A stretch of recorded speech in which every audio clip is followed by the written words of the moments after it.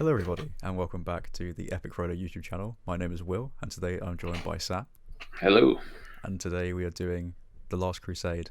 And so, Sam, this is our last commentary for the Indiana Jones film. So this is very much our Last Crusade in the Indiana Jones commentaries. Yeah, So I was going to say. if you want to watch along at home, put your timestamp to 0 and press play. You ready, Sam? Yeah, ready. 3, 2, 1, go. It's The Last Crusade. A Paramount picture. It's Ronald Reagan. Yeah, Ronald Reagan again. So this is both of our favourite. Yeah, I think this is probably my favourite one out of the three. We have a bit of a theme going at the moment because whilst we're doing this, we're doing the Star Wars prequels, and the reason why we're doing those is so we can get to number 3.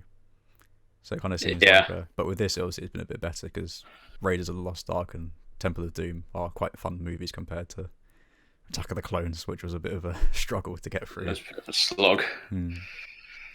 Very much a slog. You don't actually realise. I think maybe because you're young and you just skip to the really interesting parts and don't watch the whole movie. Yeah, because I remember when I was younger, this one was my least favourite because it was more. It's more character. It's more story. Yeah. And the second one, especially with Temple of Doom, the last hour is all just action, which is good when you're 5 and you can just switch off and watch it. But this, as I got older, this one is definitely my favourite because I prefer more character-driven films these days. It's John Rhys Davis. You know.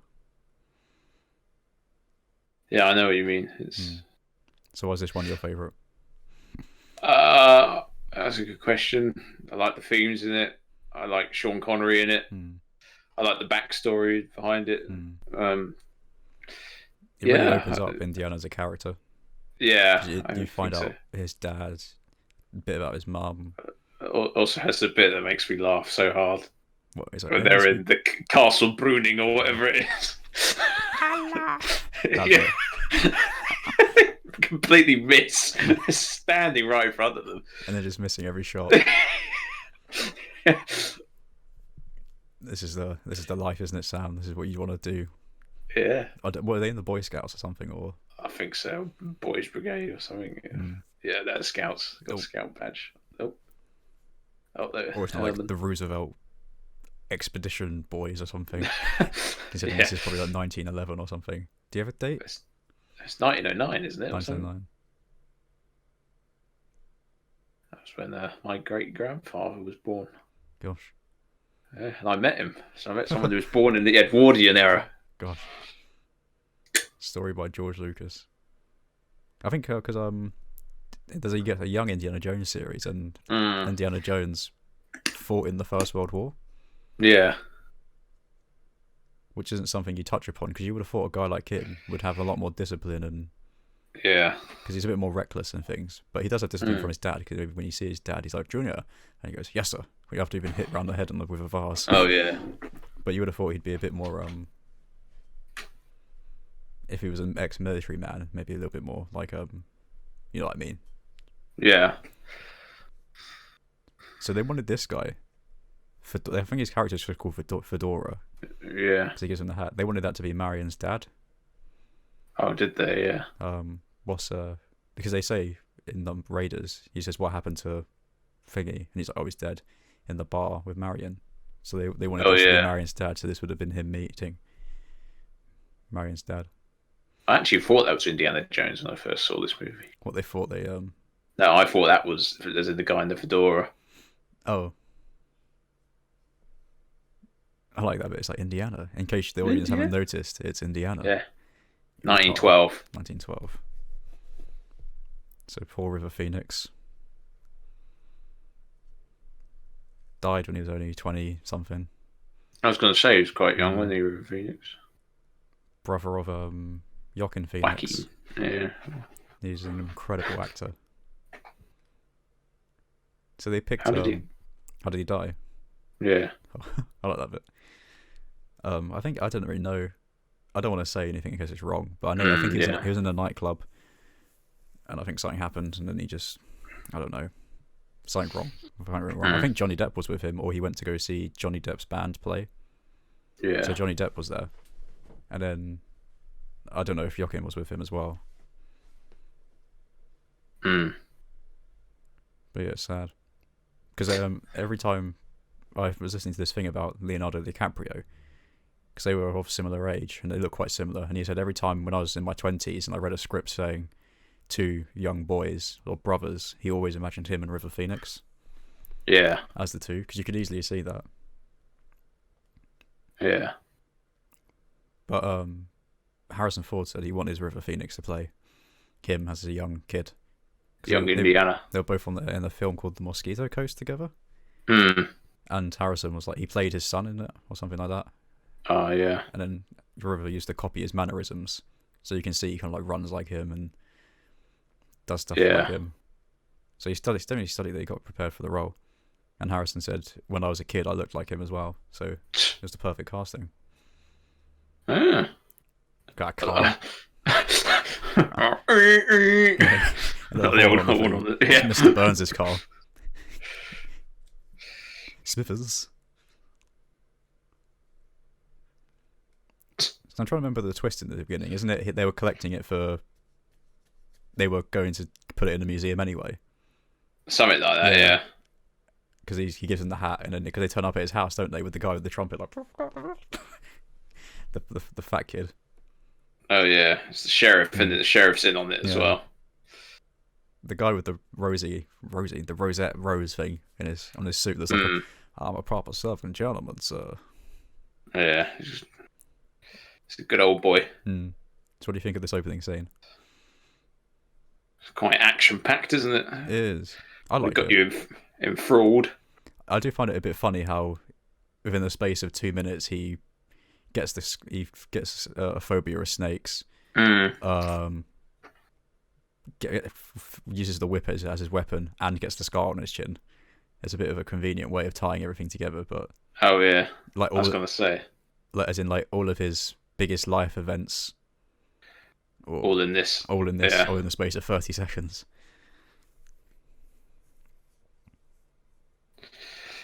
It's because he's in the House of Reptiles.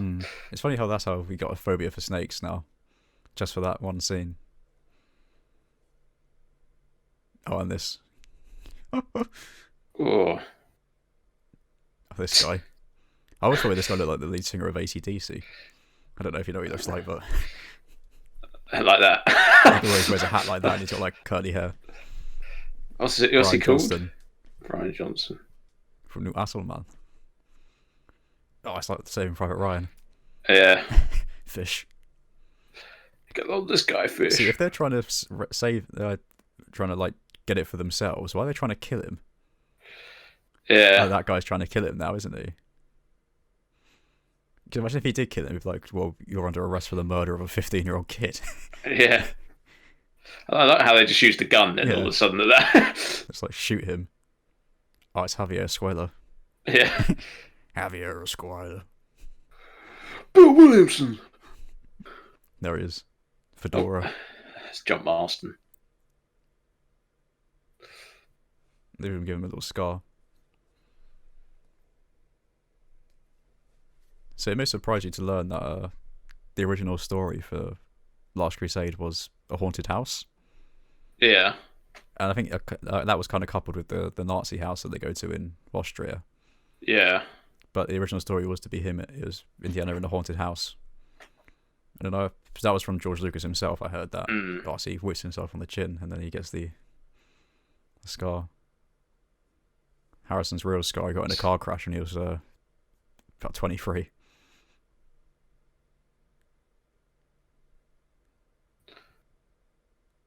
Oh, see, wouldn't you be more scared of lions than snakes after that?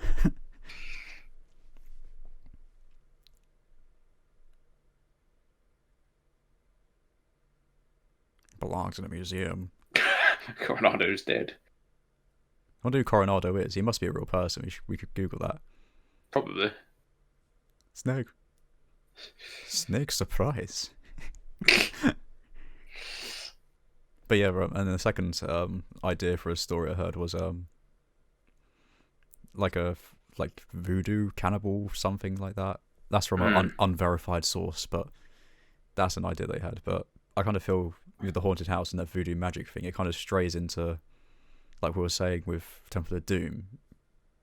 Yeah. It could be fake or it could be real. Whereas if you're dealing with ghosts and things like that, because like with these movies, we always say it could be real up until the last minute of the film when you suddenly realise it is some kind of supernatural element, like with the Ark.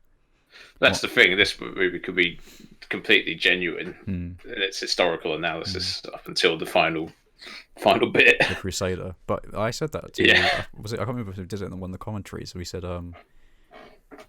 that he could claim to be a Templar who's been there for 800 years, or he could just be an old man. He could just be an old man who throughout the generations has taken guard in the Ark. He's only 75 or something. Yeah. You have those people who guard the, don't they? They guard the Ark with the fezzes. Oh yeah. You hit this guy. I just imagine his name's Porkins. I don't know why.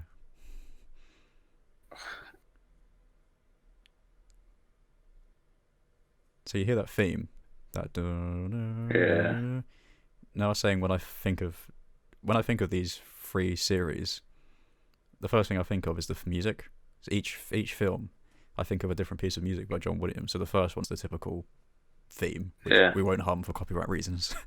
We all know it. Yeah. The second one is that. That one. And then this one is that. I like to call it the Grail motif. It's almost like a medieval kind of choir hymn. And it's like like that. And it plays every time the Grail's mentioned or you see Henry Jones's diary, and that's the first thing I always think of. So credit to John Williams. I don't think we've spoken about the music enough really in these films. It's good music. It's something you can listen to. Like you can just actually stick it on as a, go on Spotify, type in soundtrack, and just listen to it while you do your work. Where would you rate it? Because I know on your iPod you had the Bridge Too Far soundtrack, and did you have the Star Wars soundtrack? Well, you had some Bond soundtracks, didn't you? Yeah, Bond music. I guess transition. It's the same guy, isn't it? Yeah. There he is. But he is a villain, isn't he?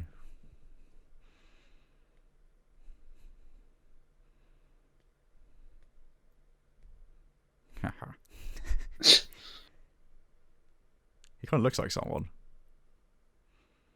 Yeah. He's kind of dressed like the villain in the first one, Balok. Oh, what, Balok? Yeah. In the white suit. Yeah. Museum. And he gets blown up. But so I was saying that's the original story, and then they were like, oh, okay, so the haunted mansion won't work really. Then George Lucas was like, well, what about the Grail? Searching for the Grail, and Spielberg searching for the Holy Grail. Yeah, and Spielberg was like, I don't really know what I can do with that. So the opening, I think the cold opening was going to be him getting the Grail, if that makes sense, like that kind of thing. Yeah. Or searching for, and that just didn't work either. So Spielberg wanted to do a more character-driven piece. So he was like, what about his dad? Why don't we bring his dad into it? It's a good idea. It is a good idea. And I think that's what makes this movie different to the other two. Otherwise, it would just be another adventure with Indy. Yeah. Which is fine for the first two. Like, you have in the first one, you have the sequel, and you think, we want more of the first film. They tried to make it different by setting it in India and making it darker. But it's still ultimately an adventure with Indy. So, but if you had that again with the third one, and you brought back the Nazi themes, it's essentially just a retread of the first film. Yeah.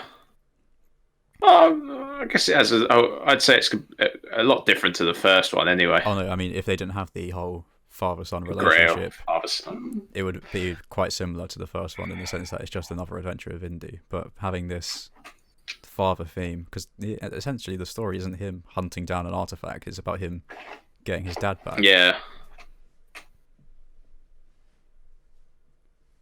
That's a good Balok's hat. Yeah. I wonder what that character's name is. Let me have a look.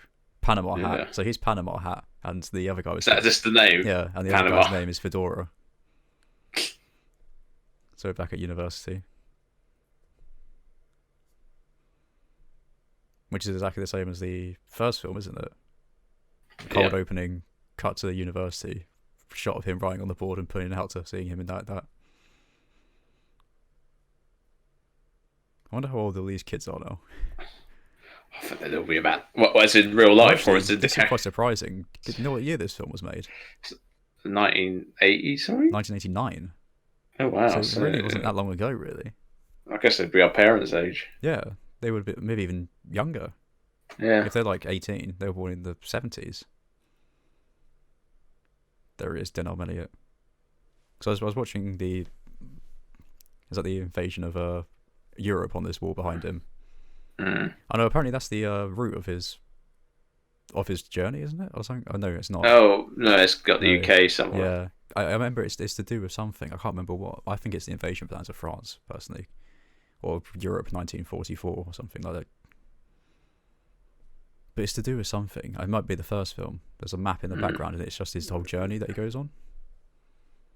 I can't. I may be making it up, but I feel like that map has something to do with something. Well, if you have a look, it's Italy. It's in the thing of Italy, Normandy, and Britain. Egypt. Because in this film, he does go to Italy. He goes to Venice, but yeah, see that Venice and looks like the Sinai Peninsula or something. It's just like you haven't marked any work in about 3 years. You've been going off on adventures every time. Would they want his autograph, or is it? Oh no, it's just his students, isn't it? To be fair, that is what it's like when you go to the office hours for the university professors. But the office hours, which plural, there is no plurality to their hour. It's like 4 hours a week, and they have to see 90 students, even more. And they spend like I had one guy he spent like an hour going through my essay with me, and there was like a huge queue of people outside, and I was like, come on, there's a lot of people here who want to see you. Yeah, you're busy, mate. He's like, no, it's fine, they can wait. I like his office is just the boiler room. Yeah, that's not what a professor's office looks like. It's just walls on walls of books. Yeah, I guess this is artifacts, but.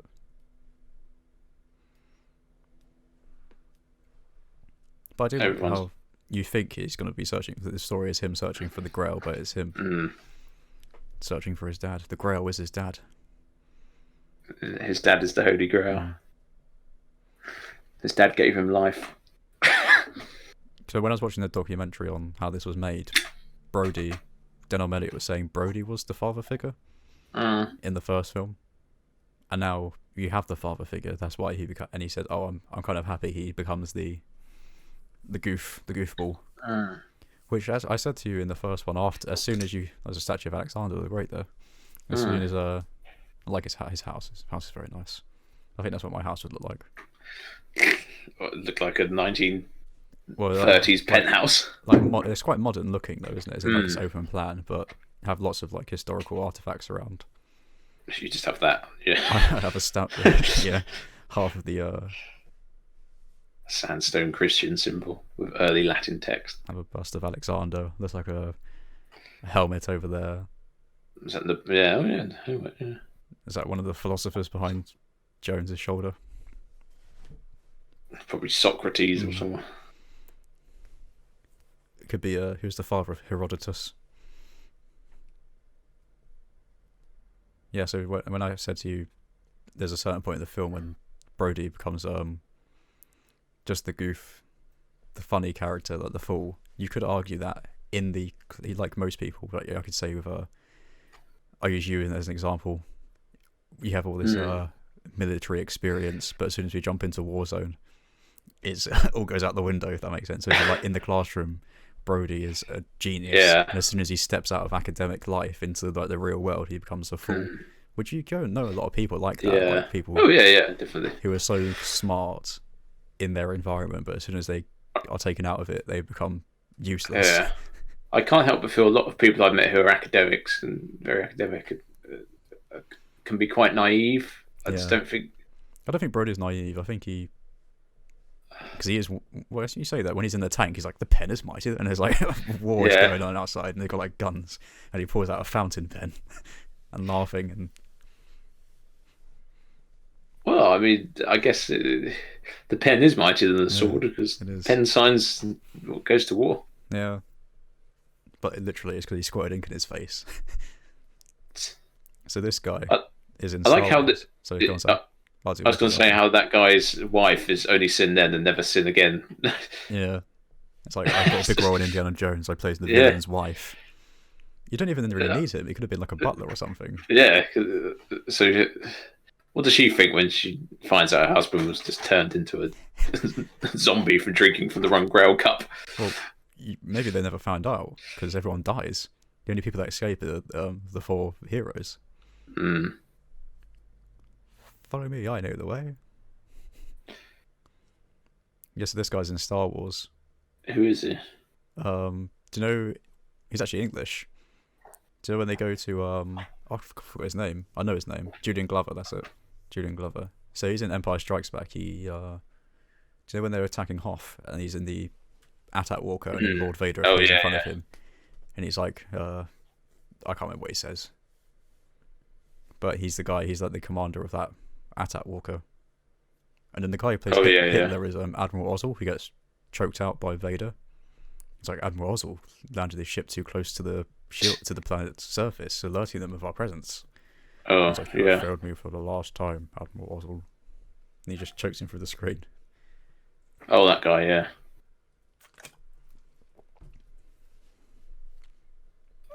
If only the Night Story was true in real life.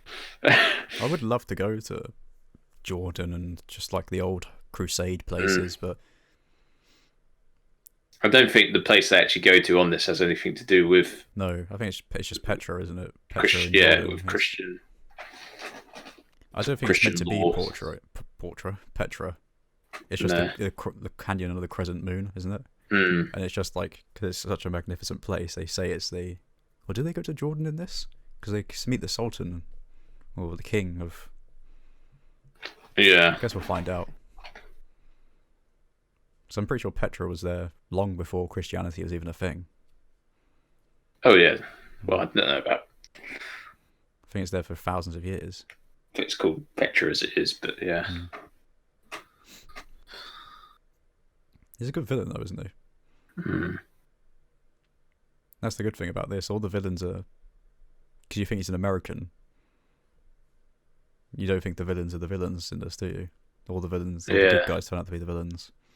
And all the bad guys all turn out to be the good guys. So the people that attack them at Venice are the good guys. The people that attack them at the beginning are the good of River Phoenix are the beginning of the good guys. Dr. Schneider. Dr. Schneider, yeah.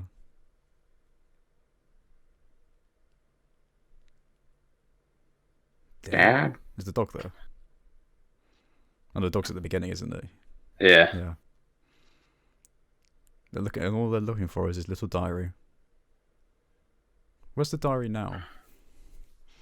He's got it, isn't he? It came to him in the mail. Oh, yeah, he posted it to him. Because he knew he was being hunted.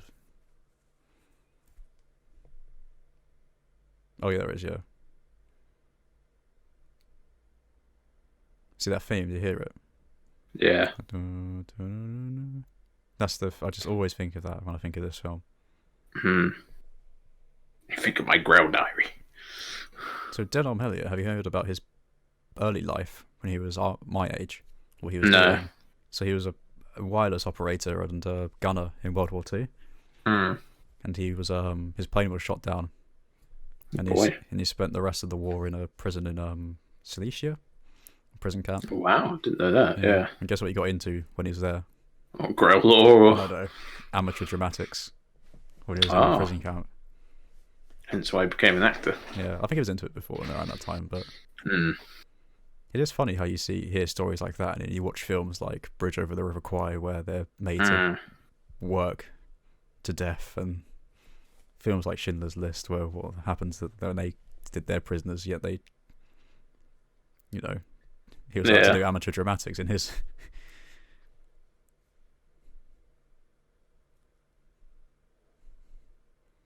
Yeah, that's one thing he was saying about the Grail. It's the divine within all of us. It's the search of the Holy Grail, a search for an actual real object, or the search for God within us. So is he insinuating the Grail isn't a real thing. It's a belief. Well, I guess the Holy Grail is the actual cup that Christ was drunk from. I guess is a real thing. But isn't this film? But it's I guess in the context of real life, it's probably not anything like this. Julian Glover's still alive. He was in he's in his 90s now. He was in Game of Thrones. He has a big part in it. He played like the Grand Maester Pycelle, who was like the king's like personal medicine wizardy engineering man, which is a pretty big part of the thing. Oh, he goes to the Canary Islands. That's the Azores. Oh, the Canary Islands are south. Yeah, Canary Islands are closer to Africa. Senor. In Venice. Signore e signore. So Marcus is still a bit capable here, but then as soon as he hits Egypt, he's got like a feather on his chin. So they were saying when they did this, that one of the issues that they had to shut the river for a day, and they were in like the peak of summer and August. So it was so busy and it was so hard to do this, and they were saying on the opposite side of the river you could see satellite boxes and TV aerials at the top of the roof. Yeah. It's like, how do you match it with the 30s? 1930s, yeah. So do you want to hear a crazy trivia fact about this? What's that? I'm older than her. Oh, what that means I'm even more older. She's only 21. Oh, well, yeah, as in the actress. Yeah, right here. Really? She looks old. She doesn't look 21. She looks like she should 30, be in her 30s. 30. Yeah. I always thought that, and then when I heard she was like, because she's Irish, she's like, I was only 21 filming these scenes with Sean Connery and Harrison Ford, and I was like, what? So I'm 2 years older than her right now. Yeah. Well, it's a very good performance for someone who's 21. Yeah, it is. It's probably the costume and the heels and... Yeah, the makeup and all that. And I guess you look at pictures of people from the 30s and they look so much older just because they dressed in suits all the time. And... Yeah, maybe that's why. Yeah, they aged a bit quicker probably. Whereas we dress in sweatshirts, jeans, joggers. We look our age for now. But I guess when back then it's like as soon as you turn 16, it's like, right, down the mines. Get to work in the butchers.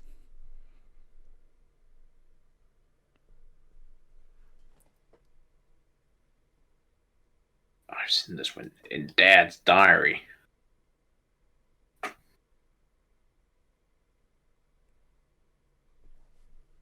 wonder if you can get a copy of that diary.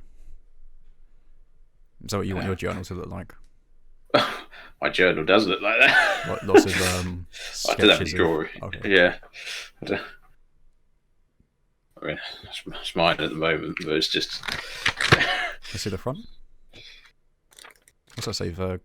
Vergata. I think it's just an Italian word for something. Mine's brown. It looks like a... Does it look like that? No, it looks like a journal as in like brown leather.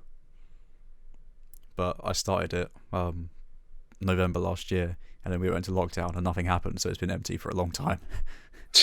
So you've got an empty journal. It's got it's about a quarter, not a quarter. Do you know what I mean? Like fair enough written in it, but not much has gone on for me to write in it. Perhaps you should search for the Holy Grail. Yeah, I think I will. Split up. My interesting story for everyone. My sixth form history teacher, I saw her last year. I had to go back into my high school and lecture the sixth formers on a topic. And I was talking to her and she said she's going to search for Cardinal Wolsey's body. Yeah. So I know when you said search for the Grail, I thought someone I know is kind of searching for something, as in like doing all of this stuff. Maybe not like this, but in real life the equivalency is probably applying to the council to do excavation and then get a bunch of boring archaeologists in raincoats to dig a hole. Why is she looking for Cardinal Wolsey? I didn't even know he was... Just a big fan of Cardinal Wolsey. I didn't even know he was missing. His body's missing, I think. What do you think of this? X marks the spot. Yep. this It looks bit like Einstein. he does look like Einstein, but I love this bit. It's such a good gag, isn't it? Yeah.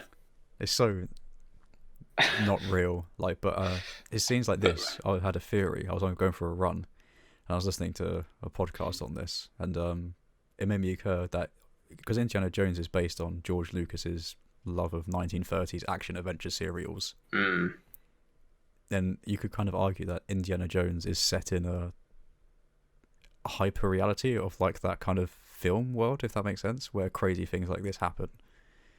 Because he always avoids action, and it's just like a kind of, it's set in reality, but it's almost like a hyper reality. If you get what I mean. Yeah, I see what you mean. Hmm. She's in the catacombs of Venice. So now Marcus has the book. Yep.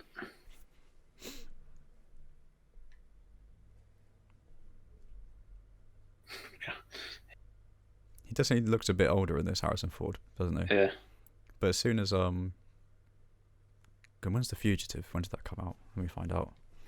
You ever seen it? Nope. It's the one where he's like afraid of murdering his wife. 1993. He's only 4 years older, and he looks a lot older in that than he does in this. So it's almost like he's just suddenly aged. And let's not forget, he's still recovering from that back he did in Temple of Doom. That's true, yeah. Yeah. Oh, this bit. Yeah, they will knock him out, don't they? Yeah. We are protectors of the Grail.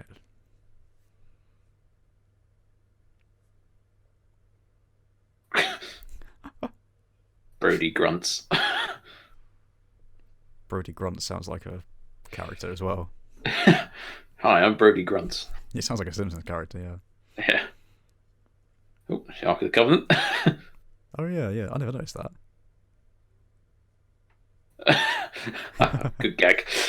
I completely forgot about that. Are you sure? Yeah. Yeah, I'm pretty sure. I would love to explore something that's just no one's touched for thousands of years. To be fair, it felt like that in some books in the library at UCL. It's like a book that hasn't been picked off the shelf in about 50 years. Did you have to get your little forceps out and be like... No, just take it off, dust the dust off, and... I like how the pagan burial site, which is 600 years older than the Christian one, is kept in a better condition. Which one? So they're in the Christian burial chamber now. Yeah. And it's got all the water on the floor, or oil, or whatever it is. Oh, and the one before it was... Yeah, just looks in good condition. Well, it's because it goes into the sewers now, doesn't it? I do wonder if you went underground in like London, what you'd find. Oh, I'm sure you'd find all sorts. So is the water flammable? That's what I was thinking. So it's either oil or... Yeah. So, what do you think of rats?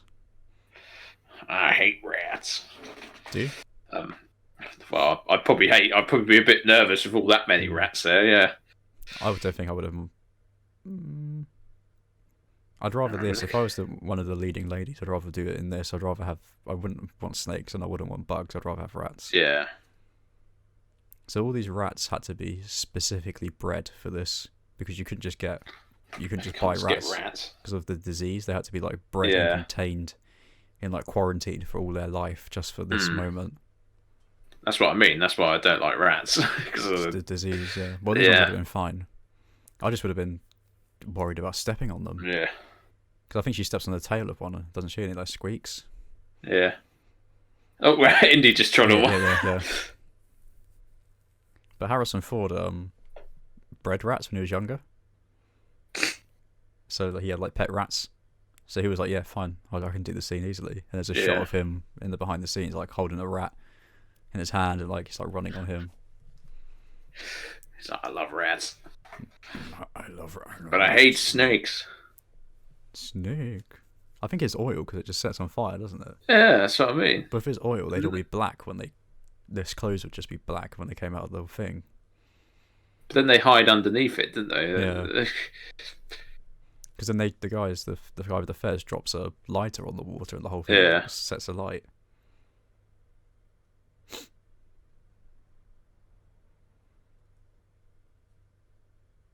How cool would it be to find that? Yeah. Open it up and you find his shield and. The poor blokes were resting, getting ready for the resurrection. And there you go. That's the now, theme. Yeah. It's good. Yeah. Sort of the org and the church music. It's a shopping list. Yeah. God, he's sweating a lot there, isn't he? Oh, it's water. Yeah. Of which is really sweaty. Oh, I guess if she's holding that torch over him, yeah, probably. Gosh, don't trust her. What's he using? He's got like some Crayola crayons in his. Yeah. He's only brought the white one. Oh no. It's got chalk or something. He just drops a. Just drops like a match in it, and the whole thing just explodes. So all these rats died, did they? No, those are animatronic.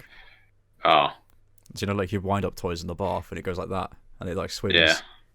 It's kind of like how they did Denver in Temple of Doom when they dropped the bodies off the bridge and they were animatronic and their arms were going like that to make it look like there's actually people falling. Yeah, they did that with the rats as well. Because I always thought it was real rats.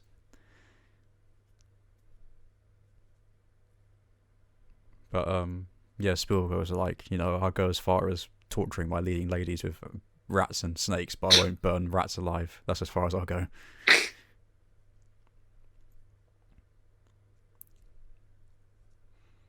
Ooh. I wouldn't mind rats, they're cute, I think. Yeah. I think if there was that horrible torture method though of rats, if you know the one I mean.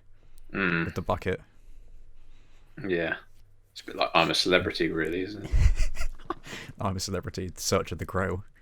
Yeah. I'm an archaeologist, get me out of here. That's what she says. That's why they didn't let her out. It's just Anton Deck and a Fez. Just yeah, that's them. Yeah, Anton Deck. Antios and Decius. Antios, yeah. Athanasius. What'd you do if you saw that? If you were on holiday and you just saw a group of Fez men? What's going on? So this is London. You can see in the background, see those cranes in the left. Oh yeah. And it's like yeah, that does look like it's like Peckham or somewhere like that. There's the Docklands. Because it's like you see that set they built at the front, and then you just got these cranes that you see in London. Oh, it's funny that when you notice those things, isn't it? Yeah, that does look very much like London now, doesn't it? And you can clearly at the back, just all those cranes and the. What's the Bond film where they're on the Thames? They have a speedboat. There's quite a few ones. Is it Pierce Brosnan one? Yeah. I think it's what is it? Your Eyes Only? Is that one? No, it's not For Your Eyes. It's the one after Goldeneye. The World Is Not Enough, I think. Yeah. Is For Your Eyes Only a Bond film? Or did I make that one? Yeah. Up? Oh, who's that? Roger Moore? Yeah. For Your Eyes Only. For your eyes only, only for you. So she's actually driving this when they were having the fight. She was actually driving the speedboat, and obviously she was 21. She was like, I've never driven a boat before in my life. This bit makes me laugh. Just like when the speedboat gets crushed in between, it's like those bits in films when like a car falls off a cliff and it hasn't even touched the floor yet, and it just explodes like that. So I don't think that would happen, would it? No. It's like, what was in there? Dynamite. So every person with a grenade in their pocket. This guy's got such shocking aim as well. He's got a stun gun. That's I think that's like an Austrian gun or something. This guy. So what is it with the villains throwing their they're like, right, you do it. Throwing their hoodlums around. What I don't get is he's just killed 3 of his guys. He's chucked one of them in the river. I think he kills another one here or something. I don't think he dies. I think he just falls off. Yeah, it's gone now. So I think this was filmed on they extended the back of the boat so that way they could get longer shots of them doing that. Yeah. And then they shot over the angle of the camera. It makes it look shorter. Kazim. Oh gosh, and you can see the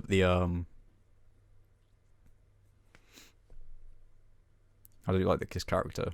Yeah, good old Kazim. He is a good character.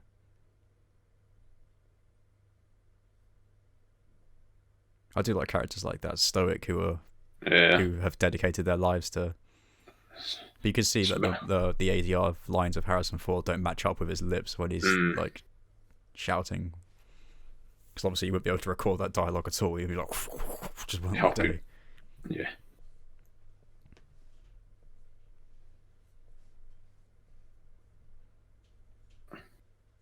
You got one of these, haven't you, Sam? Already?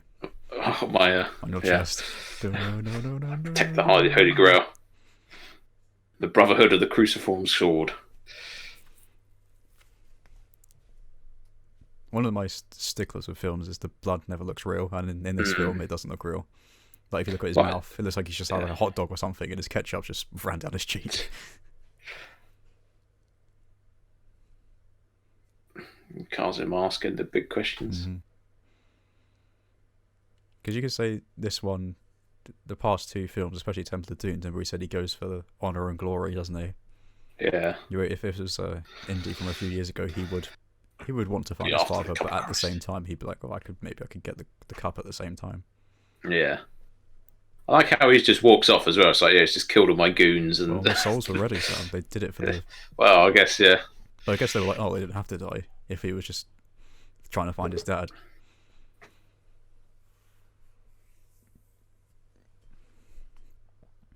Alexandretta. What's that? Not a real place. Yeah, I know. There was no female Alexandra.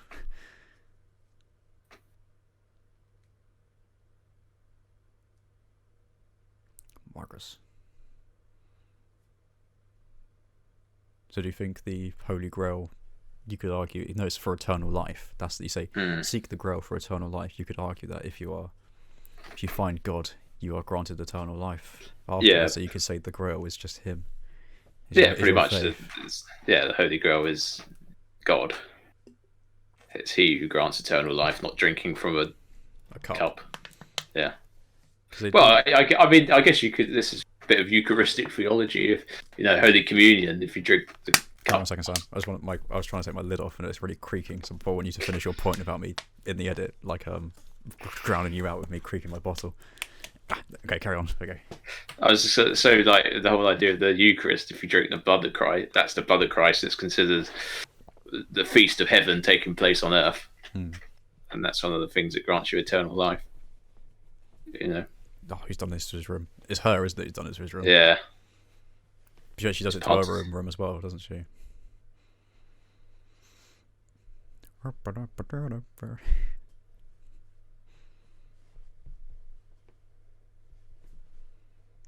was going to say, because if you were having a shower, you'd notice. Yeah. Someone in your room smashing it up, wouldn't you? I know. Knocking paintings off. Yeah. I'm so glad I wasn't born in the 30s having to listen to that music.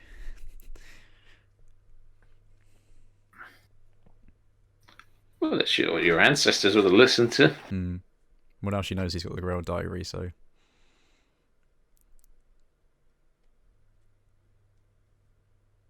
Fair enough.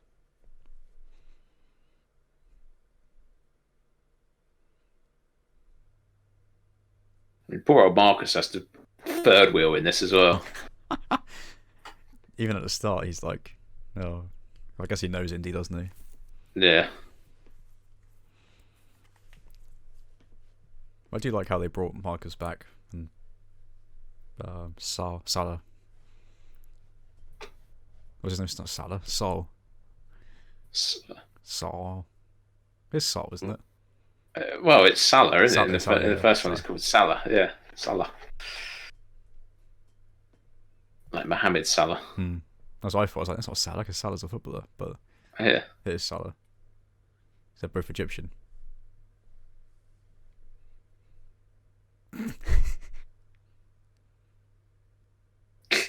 So it's a bit weird though, now she's 21 and he's like 40.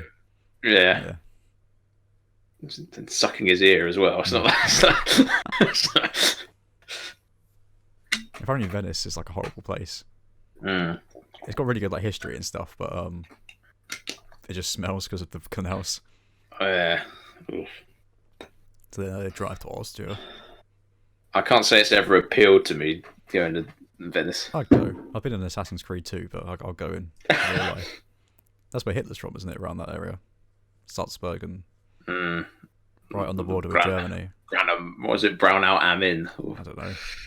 Where Hitler was born.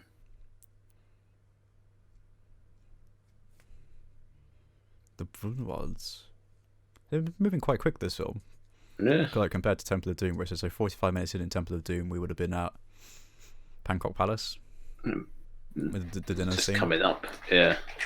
Bangkok. We're already had like so many action set pieces already. We come to look at the tapestries.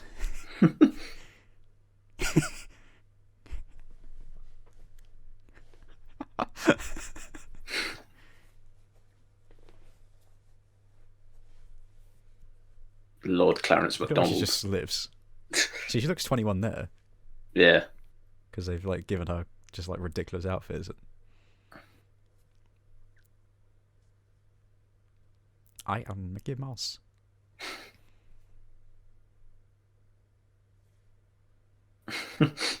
How dare he? Oh, that's a backhand.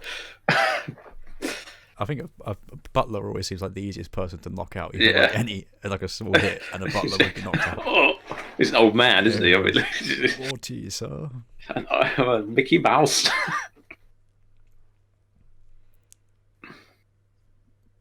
I said, like I said in Raiders, having Nazis set before World War II is a good idea. Cause it's not like they are so openly evil. Yeah, they're just backing. But you know what goes on. I guess they've just annexed Austria at this point, really, haven't they? I don't even think so. Because if it's 36, that was like a 38, I think. 35. This is 35. Yeah. I thought it said 36. Well, it was annexed in 35. Was it? Yep. Yeah, I got that wrong.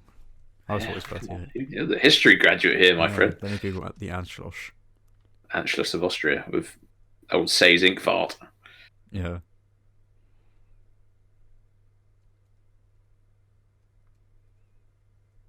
How do you spell Austria? Austria. It said the Anschluss of Australia just came up. When was that? That was 1938. 12th of March 1938. What, Anschluss of Austria? I swear it was 1935.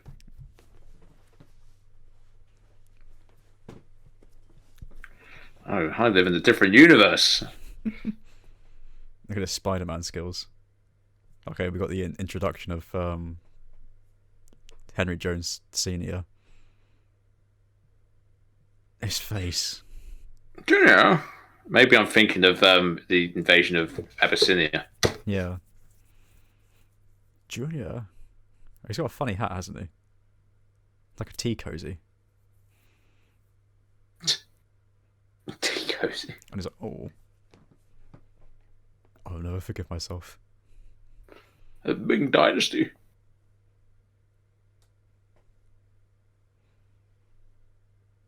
You hit me, Dad. I think it's because Indiana Jones looks a bit funny in his costume because he's wearing a tie. Yeah. Because he doesn't wear a tie in the other one. Yeah. He's come well dressed.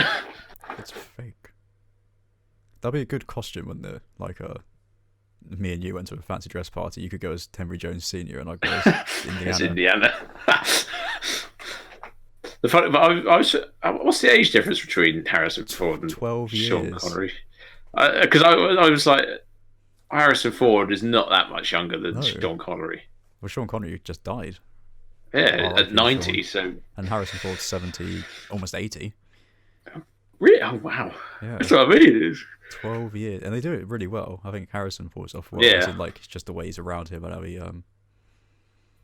Sean Connery looks old and Harrison Ford doesn't look... How old was Sean Connery? Too young. 60 something in his 60s? Mm.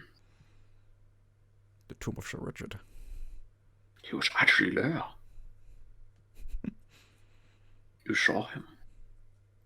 Oh. It's like, well, it's just a skeleton, so.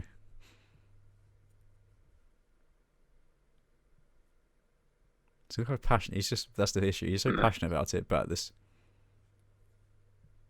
that means he's neglected his family, son, yeah. his true treasure. His holy grail is his son. You could say there's some kind of complex of him always searching for something meant he's neglected his son, which meant Indiana becoming an archaeologist and searching for artifacts is him trying to fill the void of him searching for the love of his father. Yeah, and he's searching for something to fill the void of an absent father. Yeah.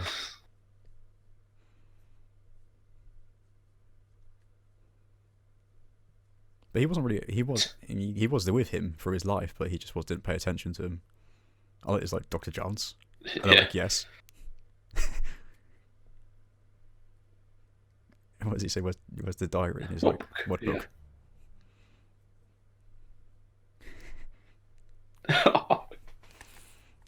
Just calls a German guy dolt.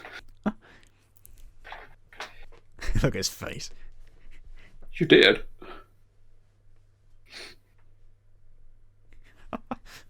It's just his Harrison Ford's facial expressions they just make the extra detail, don't they?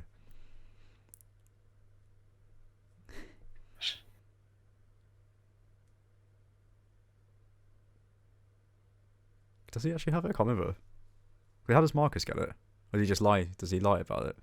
Yeah. I mean, they could have shot him at that point. Oh, that's such a typical like. It eats a load of rounds. And this theme as well. This is like this is the dad's theme, isn't it? This reminds me of something of like Medal of Honor. Yeah, and the menu scene. Yeah, that's the chef chucking his knives. Oh, come on, just.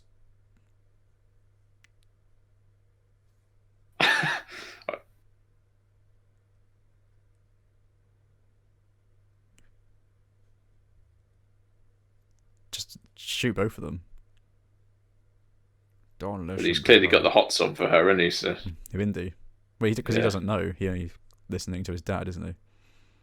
That vase broke really easily. Yeah, well, when he chucks the gun.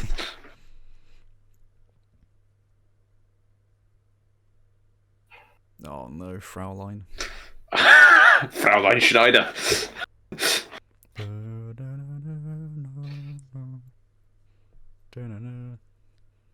It was John Williams. He just adds that extra. Oh yeah, the music makes it. Edit those videos. You find that music can make such a difference. Like when they filmed it would have just been her reaching into this satchel and pulling out the book. Whereas that music, it gives it that extra bit. And that's the Nazi theme. That because you hear it again over the book burning. I think. It was quite similar to the Trade Federation theme in. Oh yeah. She talks, actually. She talks. Face. There's a really good bit when they're tied up, and then she says, "I won't forget about last night," and then Henry. Oh yeah, he's like, Senior says, "Oh yeah, that was lovely," and Harrison Ford just turns around, his face is just like. And you'll see it. You won't notice it. It's like sort of blink and you'll miss it thing, but. It's what she does for the Third Reich. Donovan. But you would look at her and think, okay, German accent, 1930s, blonde hair. Nazi. She's even dressed like one in like the propaganda pictures you see. Yeah. Hair tied up like that. Oh, so Marcus has the pages. Yeah.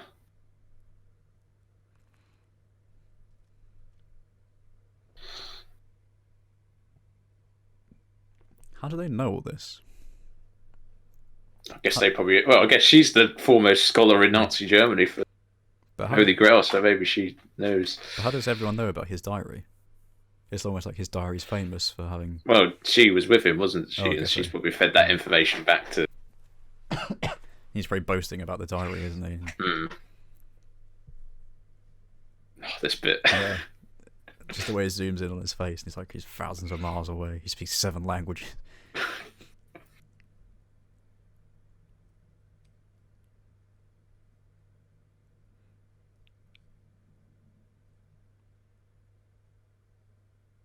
It's such a good cut. It's just got a chicken feather on his chin. Do you want that water though? From Fish Make Love in it.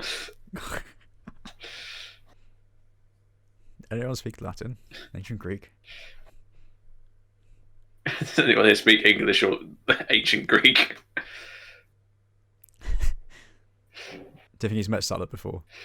Yeah. It's so everyone knows a Salah. Like I've met a lot of people Yeah. who like Salah, as in like they're always they're never English, but they're always like like my old manager was from Romania, but he was just like Marcus Brody in that he's like a larger than life character. Yeah. He comes across as a fool, but he's incredibly competent and incredibly intelligent. Yeah, but they're just so enthusiastic and funny and just wonderful to be around. Yeah. He's like, oh, do you want papers? Papers, please. Egyptian mail.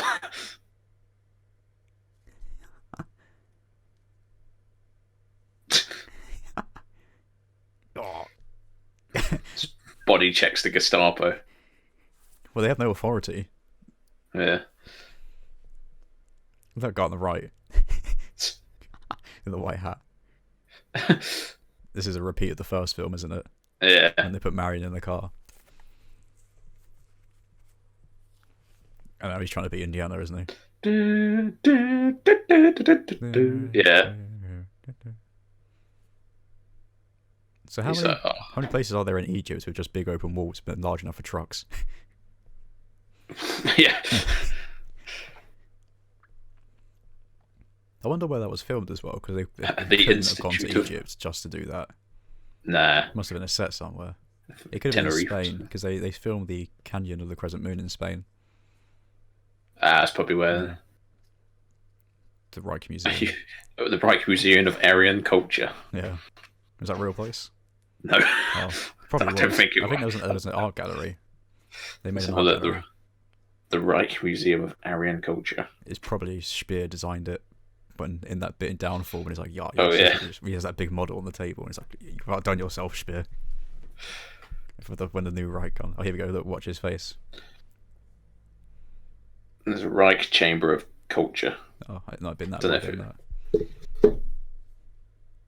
She just looks really old, doesn't she? She doesn't look 20. Yeah. So how old would she be now? So she's born in 77 then. She'd only be 43? No, she'd be Quite young, 77. yeah. No, she'd be 67. She'd be 53. See, look at his face. Look, watch. That must be so odd. It's like, Oh. But when you think of his character, you make you Yeah. think, were they, maybe her and Senior spent the whole night talking about history? If that makes sense. And to him, that was like the best that's night. wonderful. Yeah. That was the best night of his life. He talking about history and stuff like that. Whereas for Indy is something else. Yeah.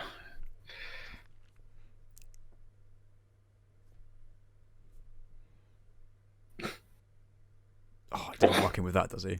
Oh. It just gives him a That'll break your jaw, your cheekbones, wouldn't it, if he hits him with that staff? yeah.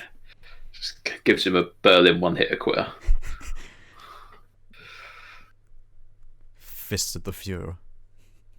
Fists of Fury. There you go. So Marcus and Henry Jones Sr. go way back. Mm. Why'd they just leave him in there as well? Like, Well, it's like with most films, it's like James Bond. It's like, why put a tarantula in his bed when you can just shoot him?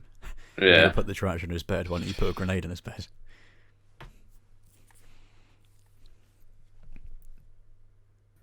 Burn your hands. Yeah, I know. Oh, it does. And then Yeah. he Oh, drops yeah, it. you're right. That's what I like about this one. Like, his dad is just so clumsy. But it's crazy how he's only 12 years older. yeah. I'm trying to I think of an don't- age difference for the equivalent. Let me have a look. So I think The floor's on fire. so. The equivalence of the age difference right now between Sean Connery and Harrison Ford. So Adam Driver is born in 1983. Mm. He's 37. So let's think of if Adam Driver and some other actor played his dad. Let's try Robert Downey Jr. Mm. Robert Downey Jr. is 55, so that's older. He's older than him than 12 years, but it would be like the equivalent of Robert Downey Jr. playing Adam Driver's dad. Yeah. Today, which you could not buy, or Johnny Depp playing his dad or something like that.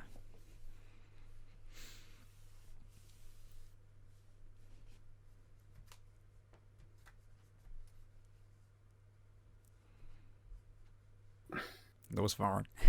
That was fun.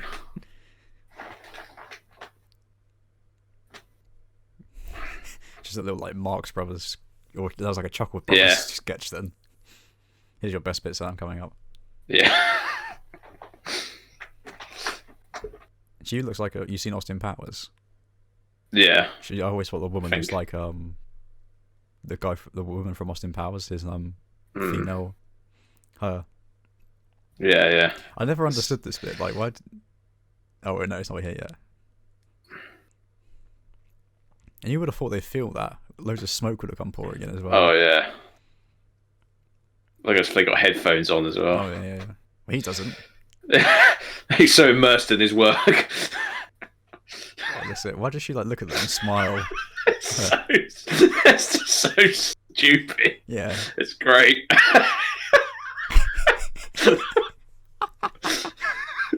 And they just look cheering at them. Every shot misses. It's such a good. That's what I always think. I always remember that scene. It's like literally one in front of them. Yeah, and it was turning towards them as well. Like they're standing on the corner. Oh. There's a lot. I find with the Nazi soldiers, there's a lot of overacting from them. Oh yeah. Like when they throw their guns, they're like literally like trying to throw the bullet out of the gun. Like they're like, yeah. Oh, yeah. They're proper like the recoil was really getting to them, isn't it? Yeah. It's like they're throwing the bullet.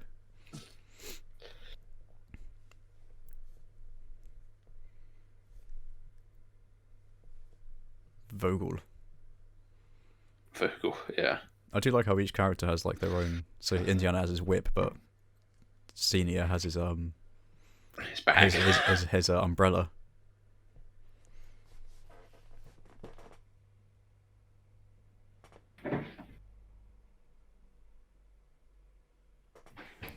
Oh, that's the age difference though. It's just crazy. 12 years. I just can't. They just play it so well.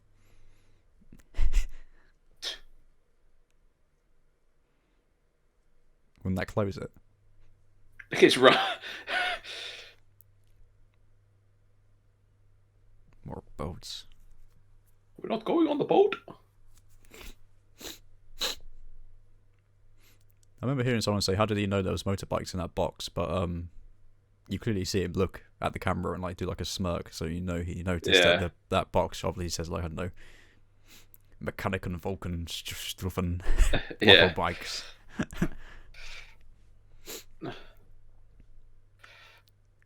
You can clearly see they're not on that boat. Yeah. It's like Wallace and Gromit. Jones! Ah! Wouldn't they wait a little bit until they were gone on the boat? Because they were still technically on land, weren't they? Yeah. Because I think this scene here, because it kind of, you see it's like a bit sunnier.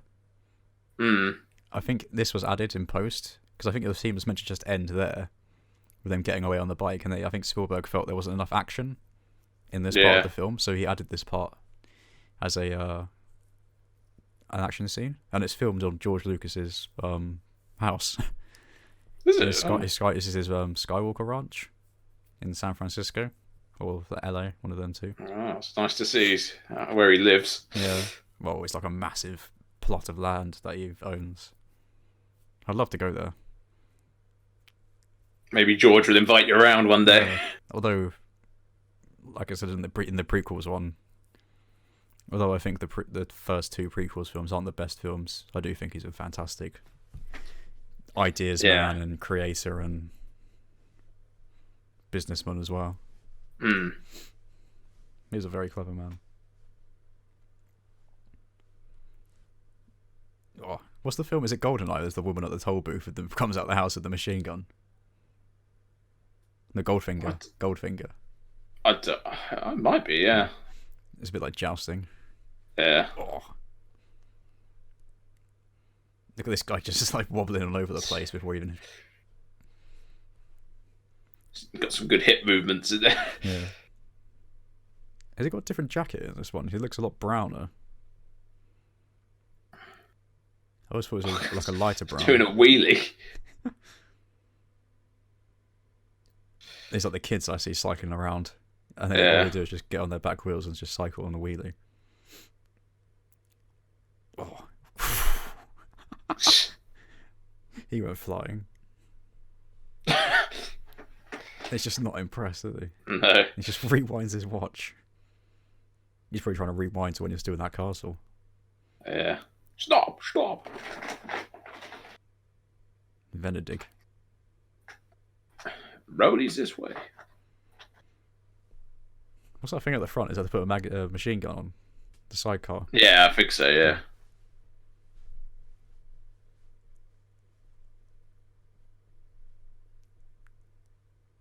Is my shopping list in there? It does look like Austria, doesn't it? Mm. 3 charges. And how does he know this?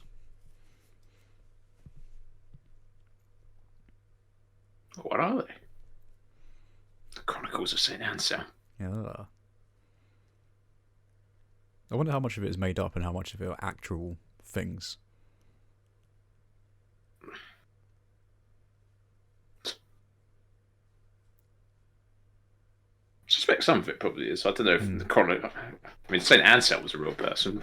Oh. Who was he? He's the one who done, what was it?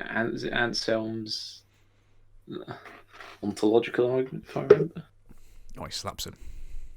Blasphemy. I just don't know if the Chronicles of St. Anselm are a real thing. Mm-hmm.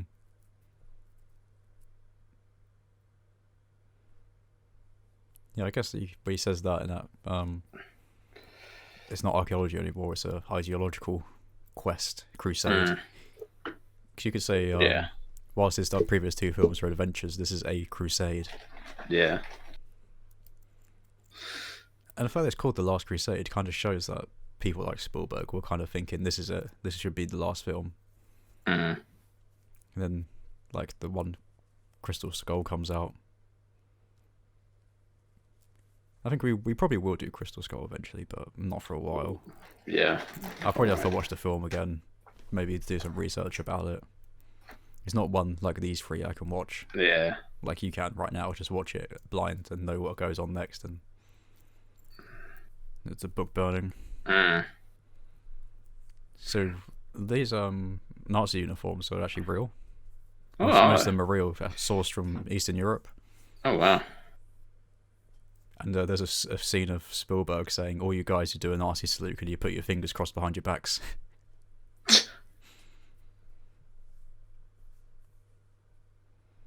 Gosh. So many films these days kind of shy away from using Nazi iconography to the extent like that. The only one I can think of that is modern, popular film, as this would have been, that should have used it would be Captain America.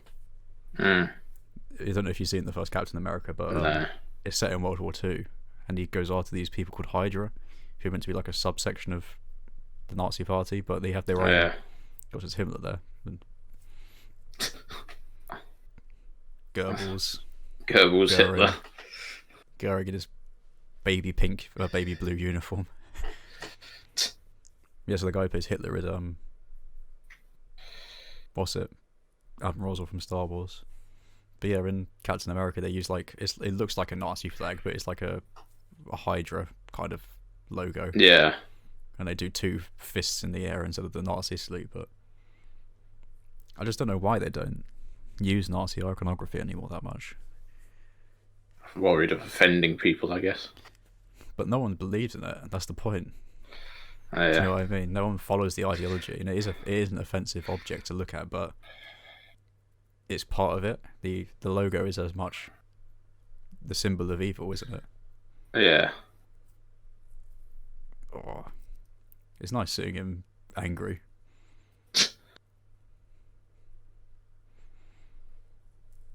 He says all I have to do is scream. It's like, well, I'll just put my other hand over your mouth then.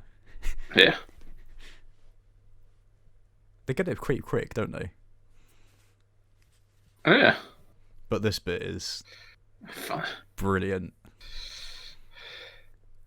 It's literally like the item that they're searching for is literally in the hands of Adolf Hitler. His face is like, oh. Even though he was one of the evilest humans who have ever lived, it must. You would want to meet him once, wouldn't you? Just to understand what goes on in his head. I think that's the thing, we don't understand what went on his head. Well, maybe we did, and he was just totally, like you say, evil. Yeah. Just to understand the psyche of an evil, deluded person. Flughafen.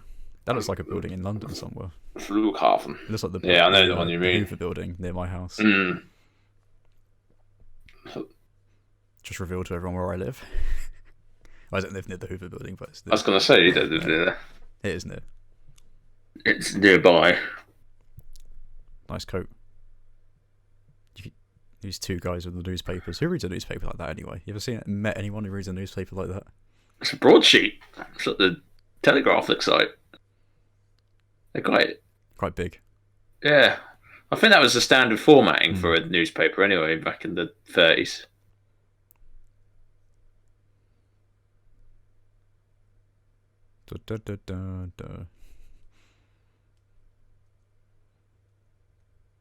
Well, Dad, we made it. He's got quite a big coat on. Yeah. Not yet. And then I will share that sentiment. I'd find it so... Is that newspapers upside down, isn't it? Yeah. No ticket. Yeah, his newspaper is upside down. Peanuts? I like how the uniforms are... Look at the size of that coat on him. Looks like a Minecraft character. That's Arsene Wenger's coat. Yeah. Well, you know, I was going to say he's in that region. Arsene Wenger would have been born for another 12 years after this. I wonder what year that old man's meant to be been born in. Like 1860. Yeah, 1870 or something.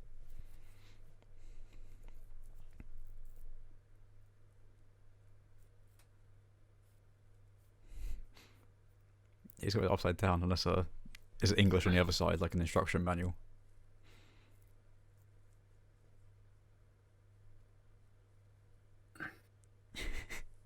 Heck. This is such a good idea to get.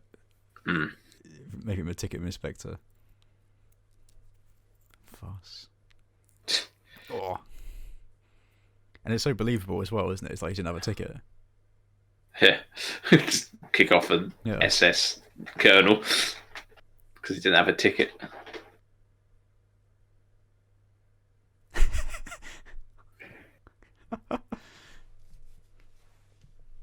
I didn't realise that Spielberg directed Crystal Skull as well. I thought it was like I don't know, like some of the Star Wars films where they then just like Spielberg was like, no, I'm fine, I'll help with the story, but I won't direct it. Yeah. And he got someone else to do it, but it's actually him doing it. I did hear someone say that the number one reason why Crystal Skull doesn't really work is because it's set in the 50s. And in that case, you no longer had these action adventure serials like Indiana Jones. You had like alien movies and space movies and things like The Blob and if you know what I mean. So just create a new character for that scene. So that if they wanted to have a son, they could have made the son the main character, but make him more like a 50s person. Yeah. Than a 30s person. Sitting in a diner or something. So because I like Ike. This scene is it was too hot, so they're not wearing trousers. In these shots here, neither of them are wearing trousers because it's just too hot. Oh really? Yeah. Sean Connery said it was I sweat too much and I just have to keep stopping to mop the brow. Have you ever seen Highlander? The no. What's it? I don't know what the word is. I don't know. You know what I mean. What do I mean? No, in Highlander, that's it. He plays a really good character. He's a Spaniard. It's pretty weird, Highlander, because the main character is meant to be a Scottish guy. Yeah. But he's French, the actor, and he plays a Scottish person. I can't remember his name. It's something Lambert. And then Sean Connery is a Scottish guy who plans to play a Spaniard who talks like this. Yes. But the whole concept Trying to speak Spanish. They're immortal and they can only die by getting their head cut off. And he's like his mentor, and he's lived for like 2,000 years or something. Alexandra. We will face a few challenges. The breath of God. Like, it's cool how it's built up like this, only for it to turn out it's just things like a flying dagger, a flying axe, a floor that collapses, and a painted floor. The image to put faith on.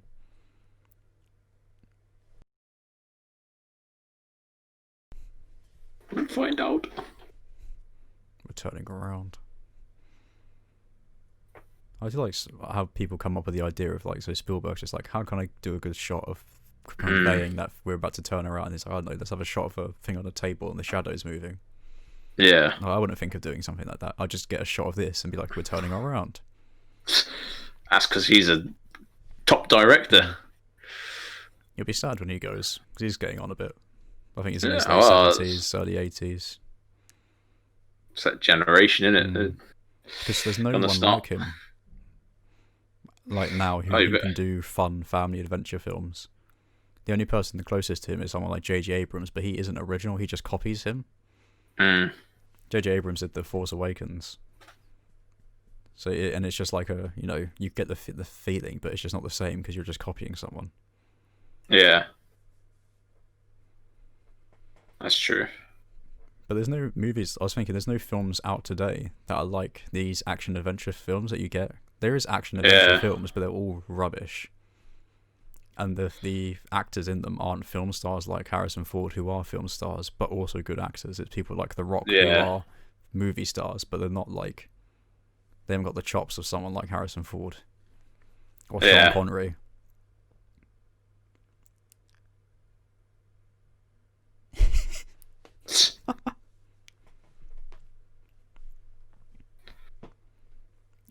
That's such a good idea. Like, get the dad on the machine gun.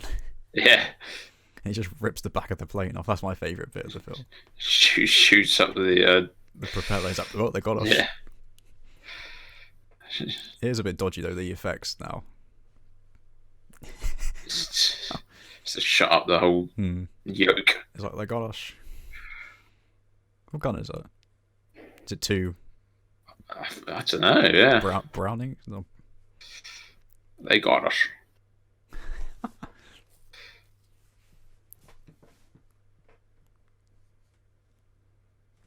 So I don't know if I think this is all Spain. Yeah, it probably is. How would that cause the plane to crash though? Because all the rudder does is help with steering. It's not. It's the It's not the ailerons. It's the yoke which keeps it balanced in the air. It would have Yeah. Well, this poor goat's on the left.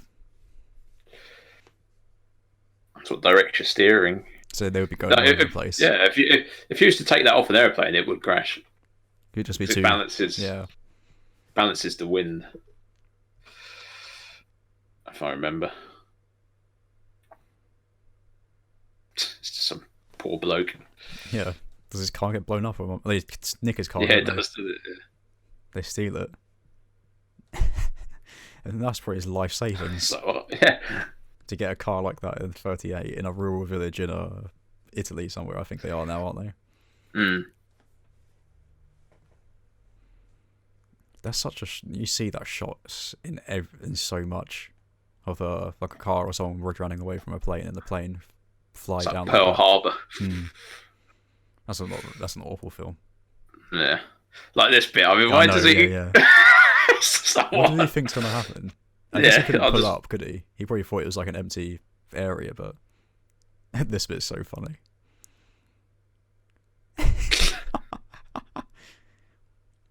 and it just blows up like that. Yeah, it blows up outside. I'm trying to think what it is. I think it's like a comedy film, but it might be Austin Powers when the guy gets thrown off a cliff in a car, and it hasn't even hit the floor yet, and it explodes. It's just the strength of the air blew it up. And in so many films like that, it's just the smallest dink and something just explodes. There's a film called Last Action Hero, which you might like, with Arnold Schwarzenegger, where he plays himself like a mocked up version of his action characters, but it's a comedy film. So there's a bit like where he's getting chased and he gets in an ice cream truck, so he throws a cone from an ice cream truck at someone, it like impales them on the head. Yeah. So it's just stuff like that. Impales someone. Yeah, with an ice cream cone, and he's like, ah. So Spielberg says, actually I'll say after, these they used seagulls originally for this, but they weren't trained, so they wouldn't fly. Yeah. So when he was running up to it, they were all models, they were all fake birds on the floor. Yeah. And then they had to use doves because they could be trained. So it was like fake seagulls mixed up with doves, real doves, to get the impression they were flying away.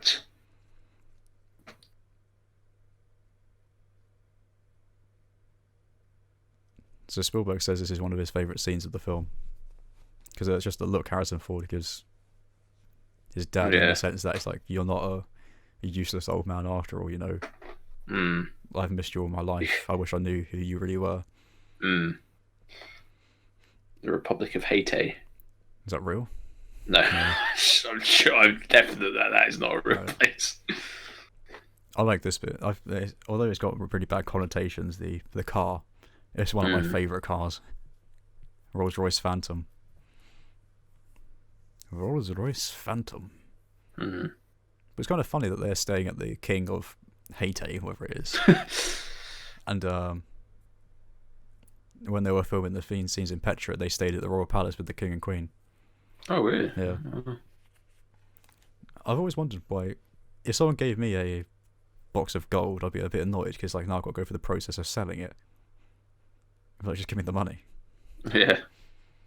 Rolls-Royce Phantom. So this guy's quite a famous actor, Alexei Sayle, and he's only in it for like 5 minutes. Probably got good compensation for it though. It's a nice car, isn't it?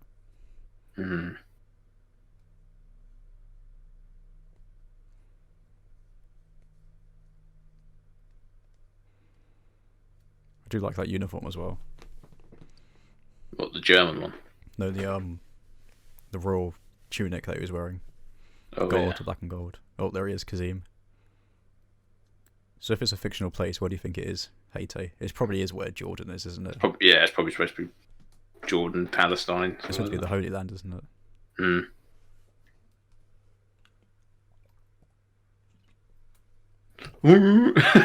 In the car. And they meet up with Saul. How do they get to Egypt so quickly? It's probably a couple of days later. Oh, yeah.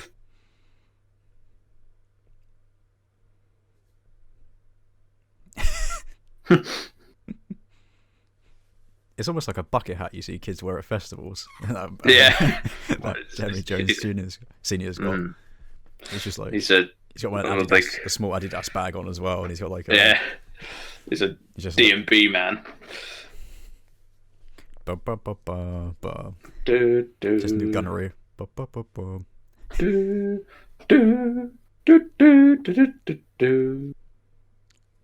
So we've only got 40 minutes left of this film. It's gone very quick, isn't it? So it's such a fast film. Yeah. I'd rather spit in your face.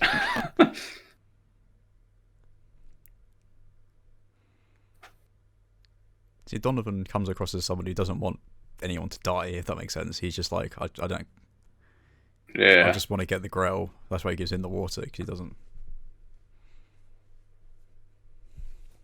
Yeah, you tell him, Marcus. Denham Elliott. Back on the tank. Was he Sir Denham Elliott, or was he just Denham Elliott? I think it's just Denham Elliott. Yeah.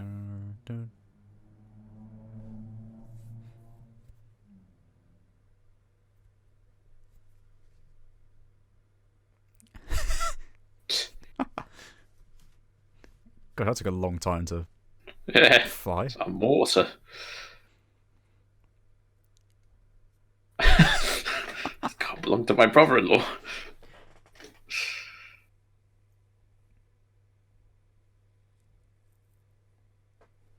There's this really funny behind-the-scenes video of when they're describing the tank battle, and you got the storyboards on like a flipboard, and Harrison Ford standing next to the horse that he has to ride, and he's like, "Yeah, so in this scene, so you take a left here."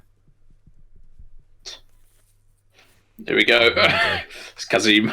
I do like this bit. It's such a good idea, isn't it? Like there's a secret band of people who protect the Grail. They know where it is. Who the hell are these people?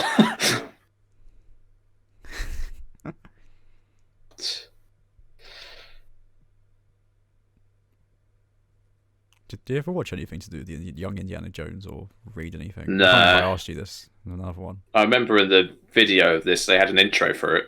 Did they? Yeah. On VHS. Oh, there's a Wilhelm scream.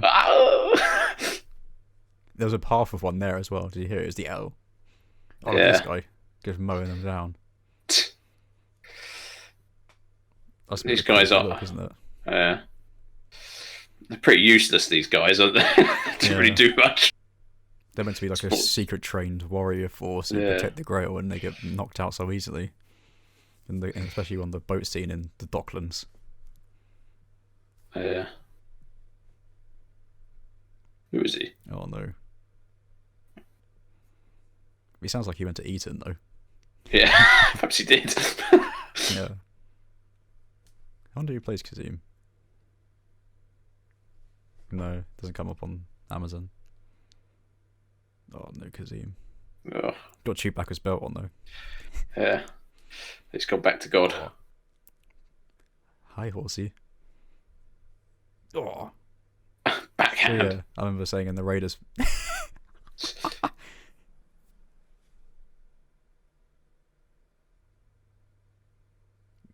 Gosh, that's such a Oxford thing, isn't it? Yeah. They probably did go to Oxford University together or something like that. Whereas this guy's just an absolute psychopath. Vogel. Colonel Vogel or whatever he's called.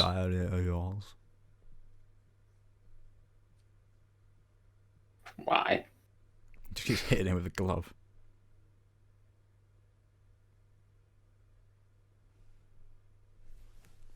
So he is a bit like his son.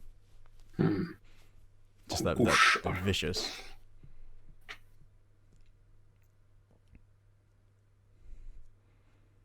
So there's two tanks were made. One was solid steel. So those weren't real tanks, as in like from what's it? Like a museum, but from they were made. Yeah. Like it's like payment for my brother-in-law.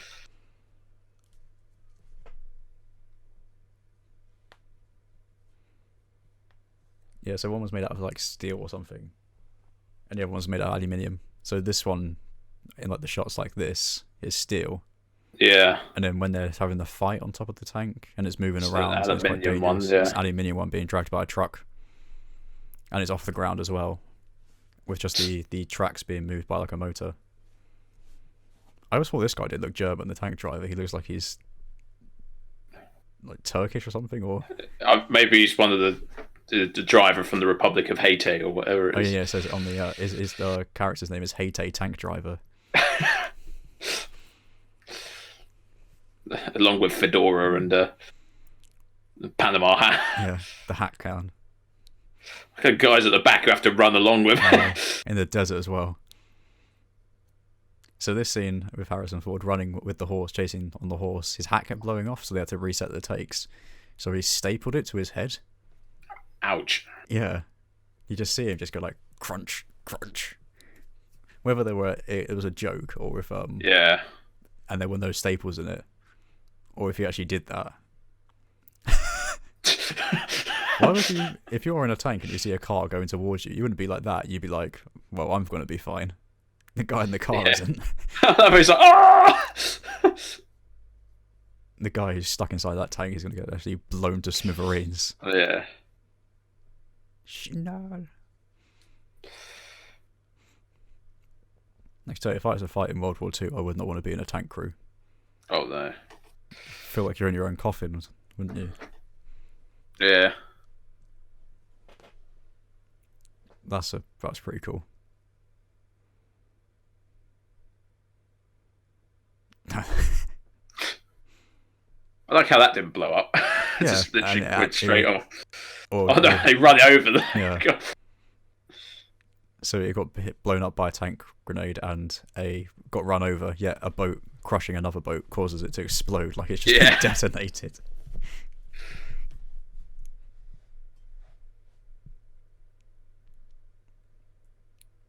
It does show that although they are like those two, you could say they're useless in action situations, they do get out of this one themselves in a way. Yeah. They obviously have Indy's help, but they're not like some like Willie Scott who's just like Indy and screaming all the time and just doesn't do anything. Junior. Kept his glasses on though. Yeah. Yeah, surprised his face didn't explode then. Yeah. Sticking with the theme of things exploding over nothing. Oh. I always thought Harrison Ford has a bit too much recoil when he shoots a gun. Yeah. He always throws it up like that. Probably would on a revolver like that. But it's like controlled. If that makes sense. He's doing it. It looks like whereas it would be instant as soon as you shoot. It'll kick back, but he kind of shoots and then lifts his gun up. Because I think Harrison Ford did all this himself. Oh, that's such a good throw then for like a second. And he gets a triple kill, doesn't he? That's how he take. No. Yeah. Oh. He uses the German gun, doesn't he? So he's like, oh, that's pretty good. Is it a Mauser or Luger? Well, that one's a P38 actually. Is it Band of Brothers where the guy's like, I want to get a Luger for my kid. Oh yeah, I want to get a Luger for my kid brother back home. And he does he die getting the Luger? I think he does. Yeah. He dies. He gets it and then gets killed. Or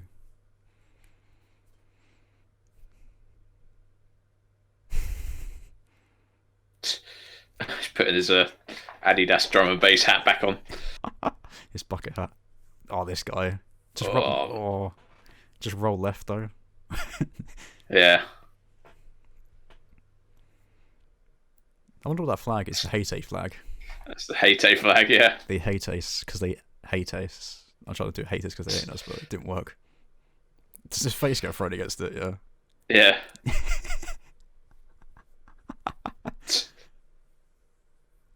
Smile. Like some... Dear Americana. Oh. That knocks him out. Is this the guy's face? He gets hit by the gun. The driver. What's he Marcus doing to him? Brody. Yeah, well...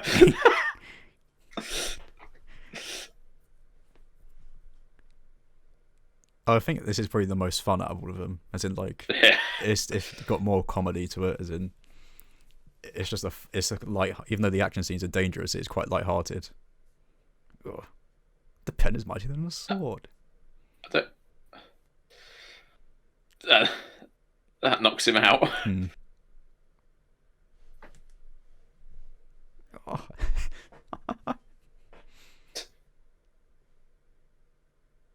It's lucky that was loaded. Oof. See, he rolls off. Yeah. Goodbye, Dr. Jones. So this Harrison Ford actually did this for real. Did he? Oh wow. Holding on to that. And they went up against the wall and dragged him along it. Oh, what you did? That would hurt so much. Yeah, that would be painful. Okay. So the name of the guy who plays Hate Driver was like Peter. Yeah, so they were doing this, and then they had like members of the crew like pouring shovels of dirt over him, running. So imagine when they're filming that, there's just along that ridge, it's just people with shovels and a wheelbarrow running along the top of him. How do they understand German as well? Yeah, so there's just like shovels of dirt being poured on him. Oh, I'd hate that. Oh, this guy's face, he's like the Emperor with his lightsaber fighting, isn't he? Oh no. Oh. I like that noise it made. Oh. See, there are quite some creepy parts, aren't there? Like, as a kid, that kind of freaked me out a bit. Yeah, I know the sound he makes. And the way his eyes, and the way it just trickles down his face. Yeah.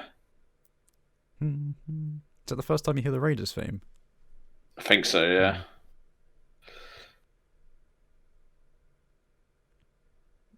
There's a bit, you've seen The Hangover, haven't you? The what, sorry? The Hangover. Yeah. Part 1, there's a bit where he's wearing a satchel, and he's like, "Why you got your woman bag, or whatever it is, or your man bag?" And he says, it's a satchel. Indiana Jones has one.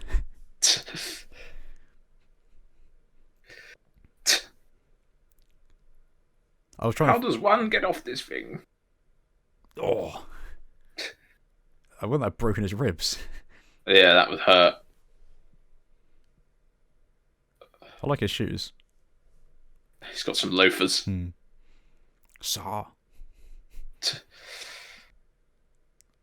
I'd like to see an adventure with Indy and Salah when they were younger. Yeah. Father of Indy, give me your hand. In Arabic, it probably translates to something, the literal, like, yeah, Father of Indy is probably like a word or something, but he just calls him Father of Indy. I forgot how this guy dies, but I remember is he sitting in the tank and he goes over? Or is that another one? No, it's this one. This one, yeah. He's still on the top, isn't he? And he's like, oh. Because there's still the whole crew in there who just got knocked out.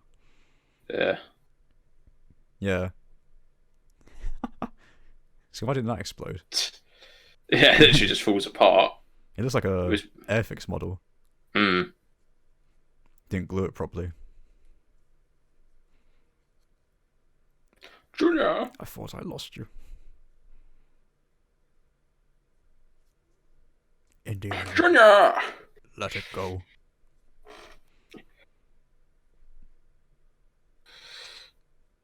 Could you survive that if you were in the tank and held on? Maybe, yeah. Maybe. Oh god.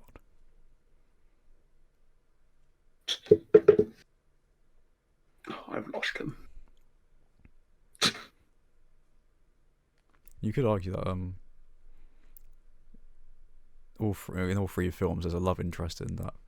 Don't take literally what I'm saying as like literal, but in the first one it's Marion and it's Willie in the second one, and they should have said in the third one is his dad. Like his dad. Instead of Dr. Schneider. Because they've reversed that, don't they? To she's the villain and the love interest is the dad. It's really about the love of them two. Yeah.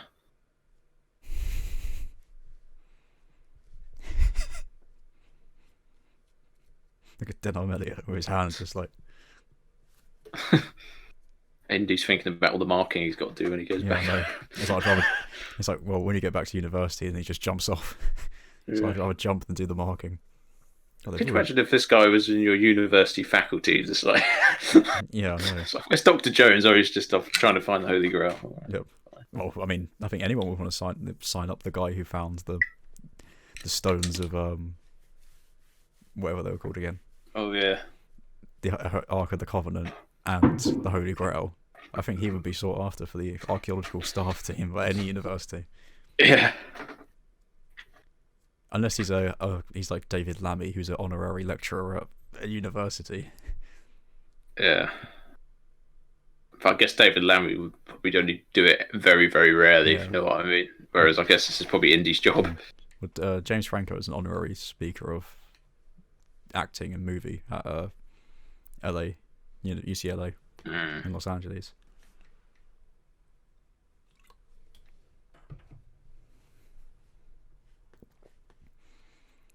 Do you know why it's called the Canyon of the Crescent Moon? I guess I said it's shaped like a crescent moon. It's shaped like a crescent moon, yeah.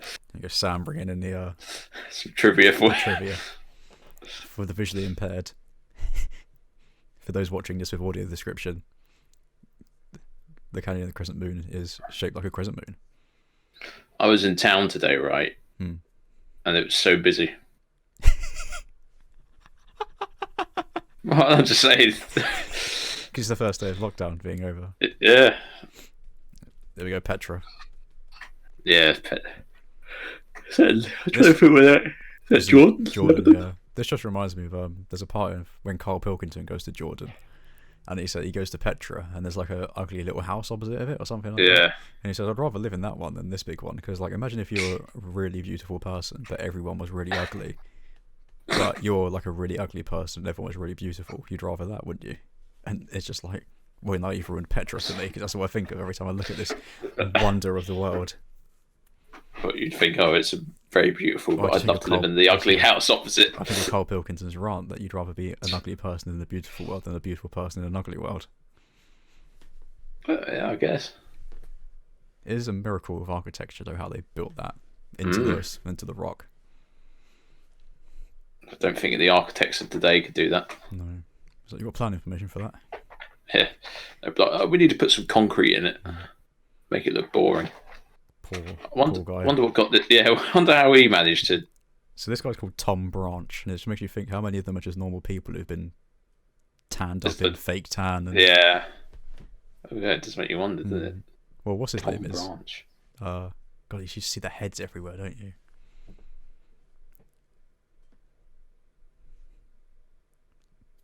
A penitent man kneels before God. This guy does even though he's such a short role, he really does stand out because the guy's obviously a good actor. Oh, you just see the head roll out. Yeah.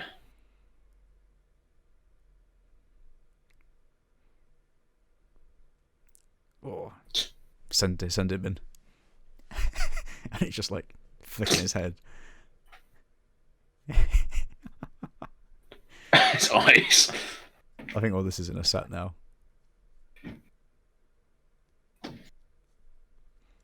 No. Just the Africa core. Yeah. I do wonder if that's what he looks like inside in Petra. I feel they've got muskets. Oh yeah, at the back. Are they the same guns from Temple of Doom? I think so. Yeah. They've got the same gold rings around them. Old repeaters. Look at all those guys. They are so obviously English people. Yeah. The guys on the left. The one at the front. It's probably filmed at Ealing Studios or something. At Elstree.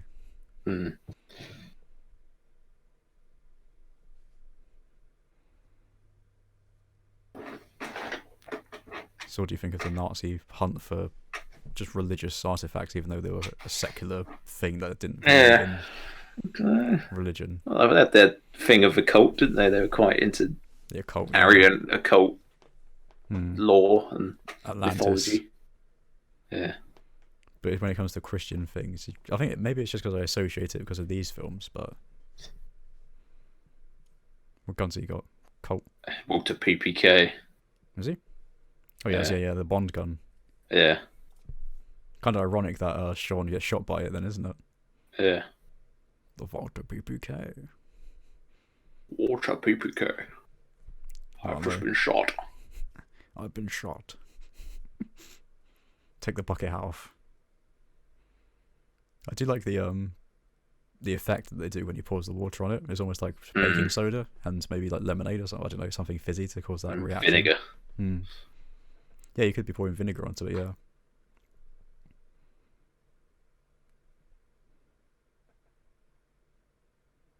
Because Julian Glover said he went in for the audition for Vogel, the guy in the tank who fell off on the tank, and he said he did like an awful German accent, and he was like, I did not think I was going to get it, and then they got a call back saying, we want you to try out for the main villain.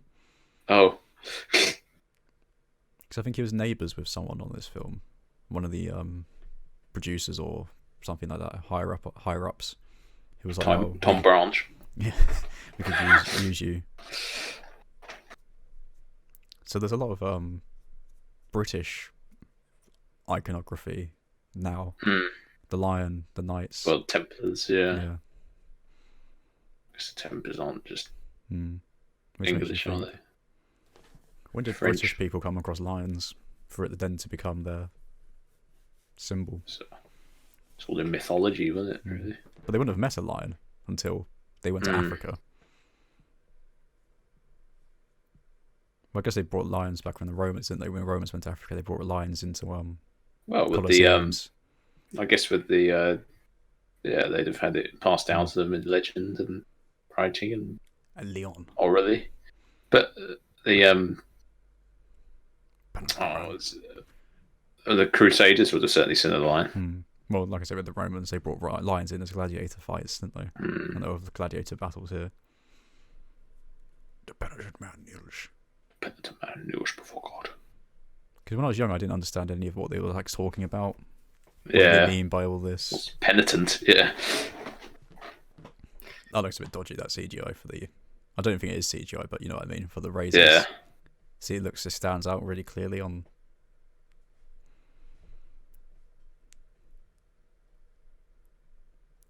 He shouldn't have said that. He should have, like, done it so that he can't get through. Or, like, wait for them to come through and then, cut their heads off.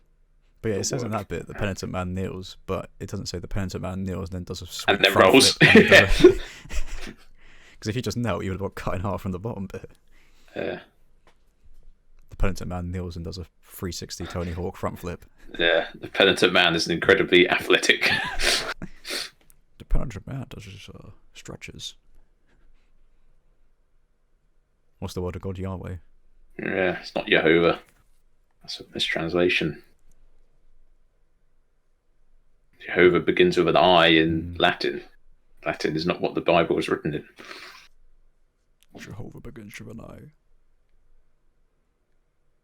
Oh, I've always wanted to know what's down there. Yeah. It probably just leads to nowhere. It's a good foreshadowing in the sense there's a bottomless pit there, so when you cross over to the leap of faith, that's what you think is down there. I always wondered, I always had that in my mind as a kid, because it was like it's an endless fall. What would an endless fall be like? Oh yeah, blimey. You think you'd probably die from a heart attack? Yeah. Because if you fell for long enough, you'd get used to it, wouldn't you? Yeah, and then... If it's endless, you never stop, so I guess you probably die of dehydration or something. Yeah, boredom. So like I was saying with the whole, at the start, it's meant to be mythical, but all of these so far have been... There's some logic, coherence to them, yeah. It's just a booby trap, a breakable floor, and a painted thing. I think it's done for real as well. There's probably some kind of digital manipulation by ILM, but you have seen pictures online of people doing paintings, haven't you? Yeah. Henry! I don't know what I'd do. I know you're meant to take a leap of faith, but I will probably put my leg out first and like see if I can feel around for something instead of just leaping. Well, I think what makes the bridge appear is him having the faith. I think it's just do it. If you just stuck your foot out, it would be like. I think it's there because it's painted to look like an illusion. So when you're standing there, you can't see it, but when you see the camera pan around, you see it's just a bridge that's been painted to look like the rocks. So the bridge has been there the whole time. You just have to believe that there will be something there. Yeah. But it's not like in the sense that if you didn't believe and you stepped, it would still be there regardless. I think you'd notice though if it was. I don't know. Some of them are pretty good. Actually, there. See, it's just a bridge that's been painted. Yeah. And yeah. right back to it, it's gone. And you would see it like that if you're from Indy's point of view. But what if he stepped like right? It's so thin, isn't it? You can't see it. This is a good idea.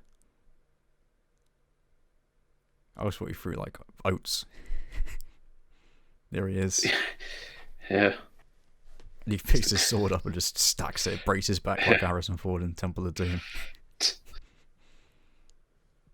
If you've been in there for 500 years and no one else has covered there, you would be a bit like... What? Reading this Bible over and over and over again. He must know it off by heart, the entire thing. Oh yeah, you would, wouldn't you?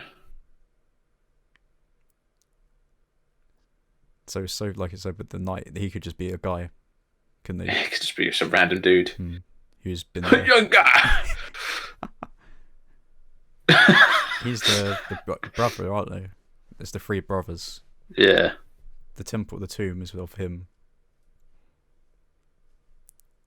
You're not dressed appropriately. Hmm.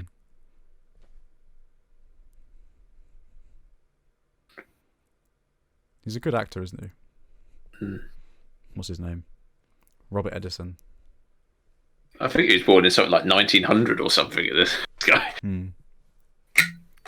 According to Amazon Prime trivia, Laurence Olivier was considered to play the Grail keeper. He's in is he in A Bridge Too Far, Laurence Olivier? Yeah. But he said it was too ill to commit to the role. Oh.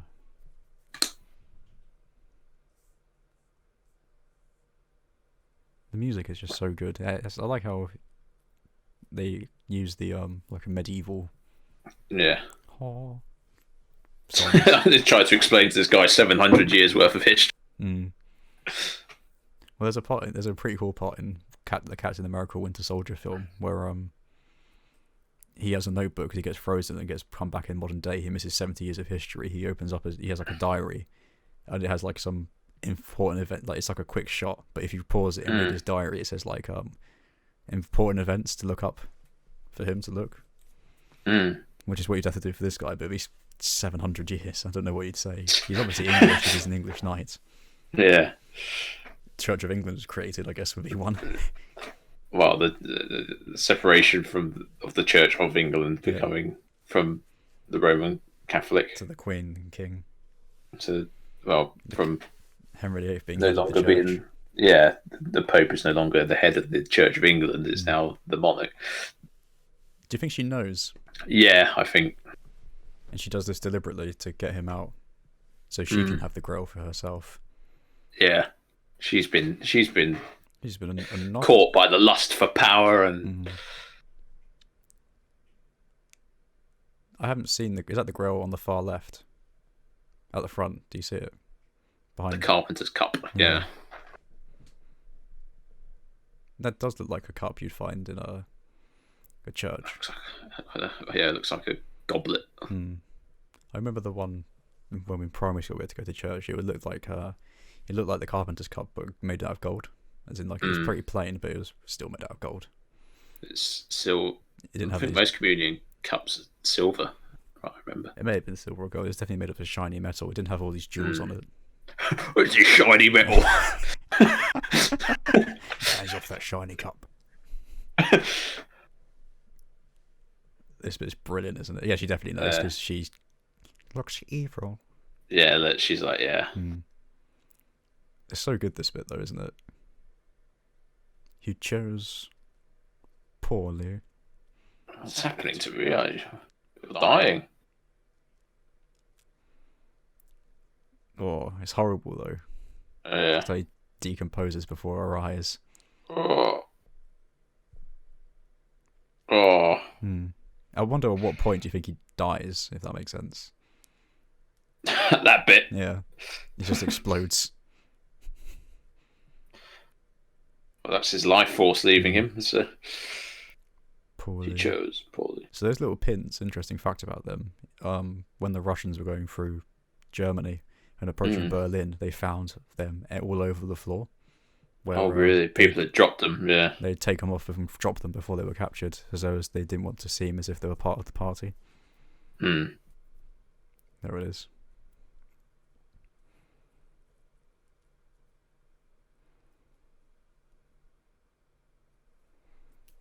Don't do it. Do you think he's been kept alive by some drinking from the Grail, or do you think he's... I don't know. Well, is Henry Jones Jr. dead in the fourth film? No, Henry Jones Sr., sorry. No, because as soon as you pass the seal, the effects of the Grail... yeah. Because doesn't he say... Yeah, he says here... Yeah. Because like, you can be immortal, I guess, like him. Because I guess he's been drinking from the Grail to stay alive to protect it. But he's never been able to leave. So because it heals him here, but as soon as he passes that seal, he's just mortal again. Does it like nice water, doesn't it? That gold gives it a little like a amber, shiny. Yeah, it's nice, refreshing. You spill it most of it though. It's no Evian. See, like this effect, it looks like it looks good. Yeah. Does the bullet pop out, or no? It's just where's the bullets just stuck in him now?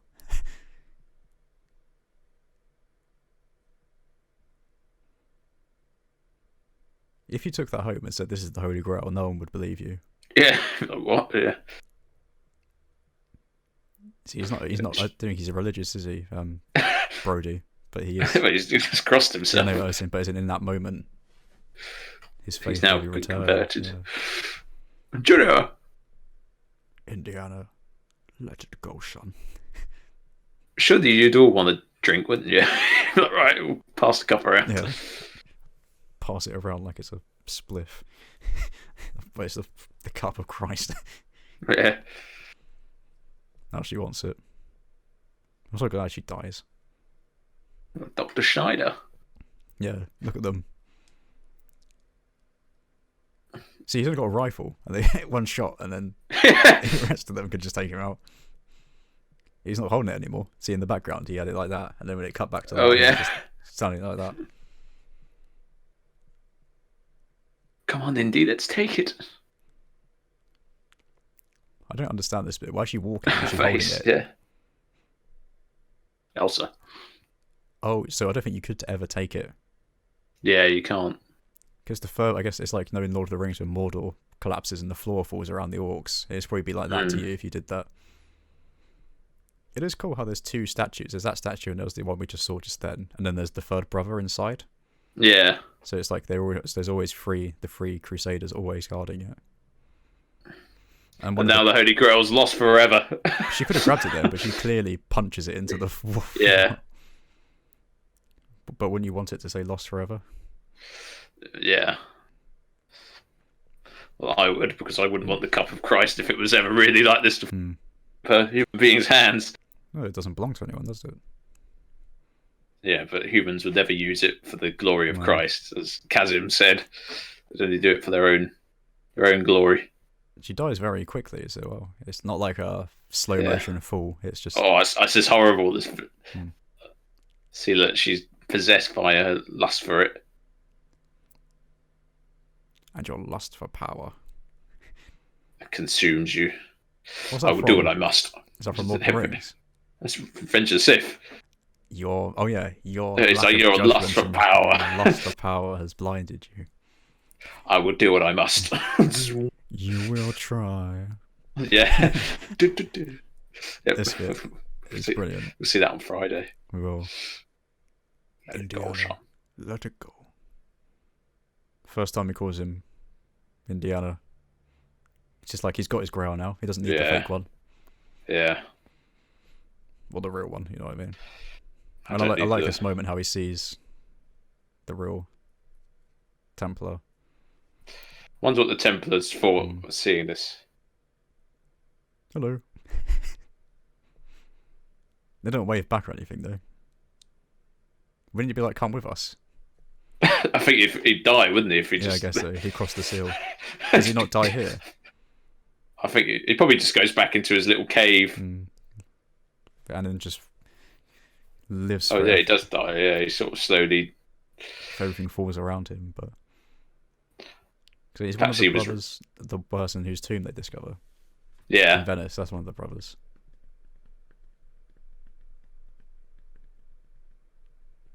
I wonder what he would think seeing all them guns. He'd be like, what is this? Yeah. I guess he had crossbows, didn't they? So like probably some kind of crossbow contraption. But that scene where it was all collapsing, they actually got like smoke machines in Petra, like blasting smoke out of it.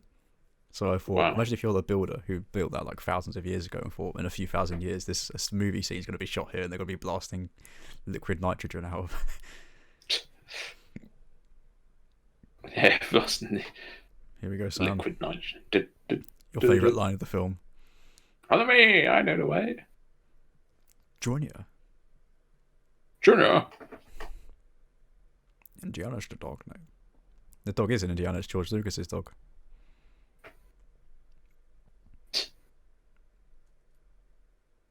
I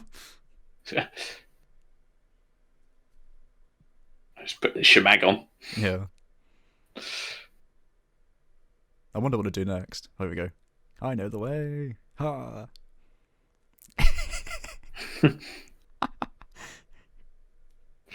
He rides off. Got lost in his own museum. Yeah. Yeah, he still calls him Junior though. Yeah. So they're not actually riding off into the sunset. They're riding off to catch Marcus. Yeah. To stop him running away. It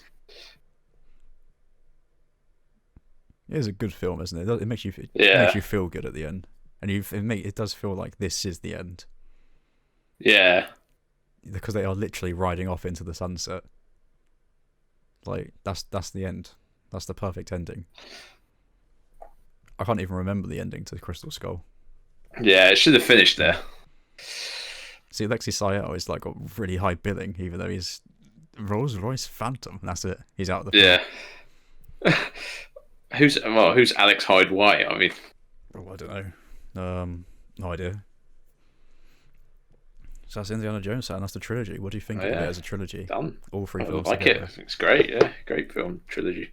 It is, isn't it? It's definitely up there. You could say Lord of the Rings, I think, is the perfect trilogy in the sense that all three films are excellent. One's excellent, two's excellent, three excellent. In this, one's excellent, two is really good, and three is excellent. Yeah. Whereas with Star Wars, 4 is really good, 5 is really good, and 6 is 4 and 5 are excellent, and 6 is really good. Whereas there's never anything perfectly like it's like a perfect trilogy. Yeah. Unlike Lord of the Rings, but you would say this is definitely up there with, with Star definitely. Wars and Lord of the Rings as the perfect or near perfect trilogy. It's good. But I'd still say I'd say this trilogy and Star Wars, the original Star Wars trilogy, are as good as each other. I prefer this, I think. Really? The original Star Wars, yeah. Yeah. And then Lord of the Rings, and then the original Star Wars. If I had to rank them. If you had to rank them, so we go Lord of the Rings, Indiana Jones, and Star Wars for you. Yeah, or maybe Lord of the Rings first, Indiana Jones second. It's tough for me, but certainly not the Star Wars. Star Wars would be a distant third. Really? Which one don't you like? Number 6. I think I struggle with number. Oh no, Sam's frozen right at the end, which is fine. 5 and number 4. Blasphemy. You frozen on my thing. Am I back? Yeah, you're back. I can cut it though because we're on the credit, so it really doesn't matter. So what's it? Yeah. Say your point. You said number. Okay, let me ask you your question. I can cut it. I said. I can cut it out of the question. So what Star Wars one don't you like? I'd struggle with 4. Really? And 5. Yeah. And 5, the two best ones. Just don't do it for me. Really? If you like number 6, yeah, which is considered the worst one. I quite like. I think it's probably because it's a bit more action in number 6. Yeah, it's silly action though. I like number 6 for the Vader fight with Luke. I think that's the best fight. Focus all your fire on the Superstar Destroyer. Yeah. Concentrate fire on the Superstar Destroyer. Oh, batteries, fire. That's a number 3. Yeah. That's a number 6. No, it's a number 3. All batteries, fire. But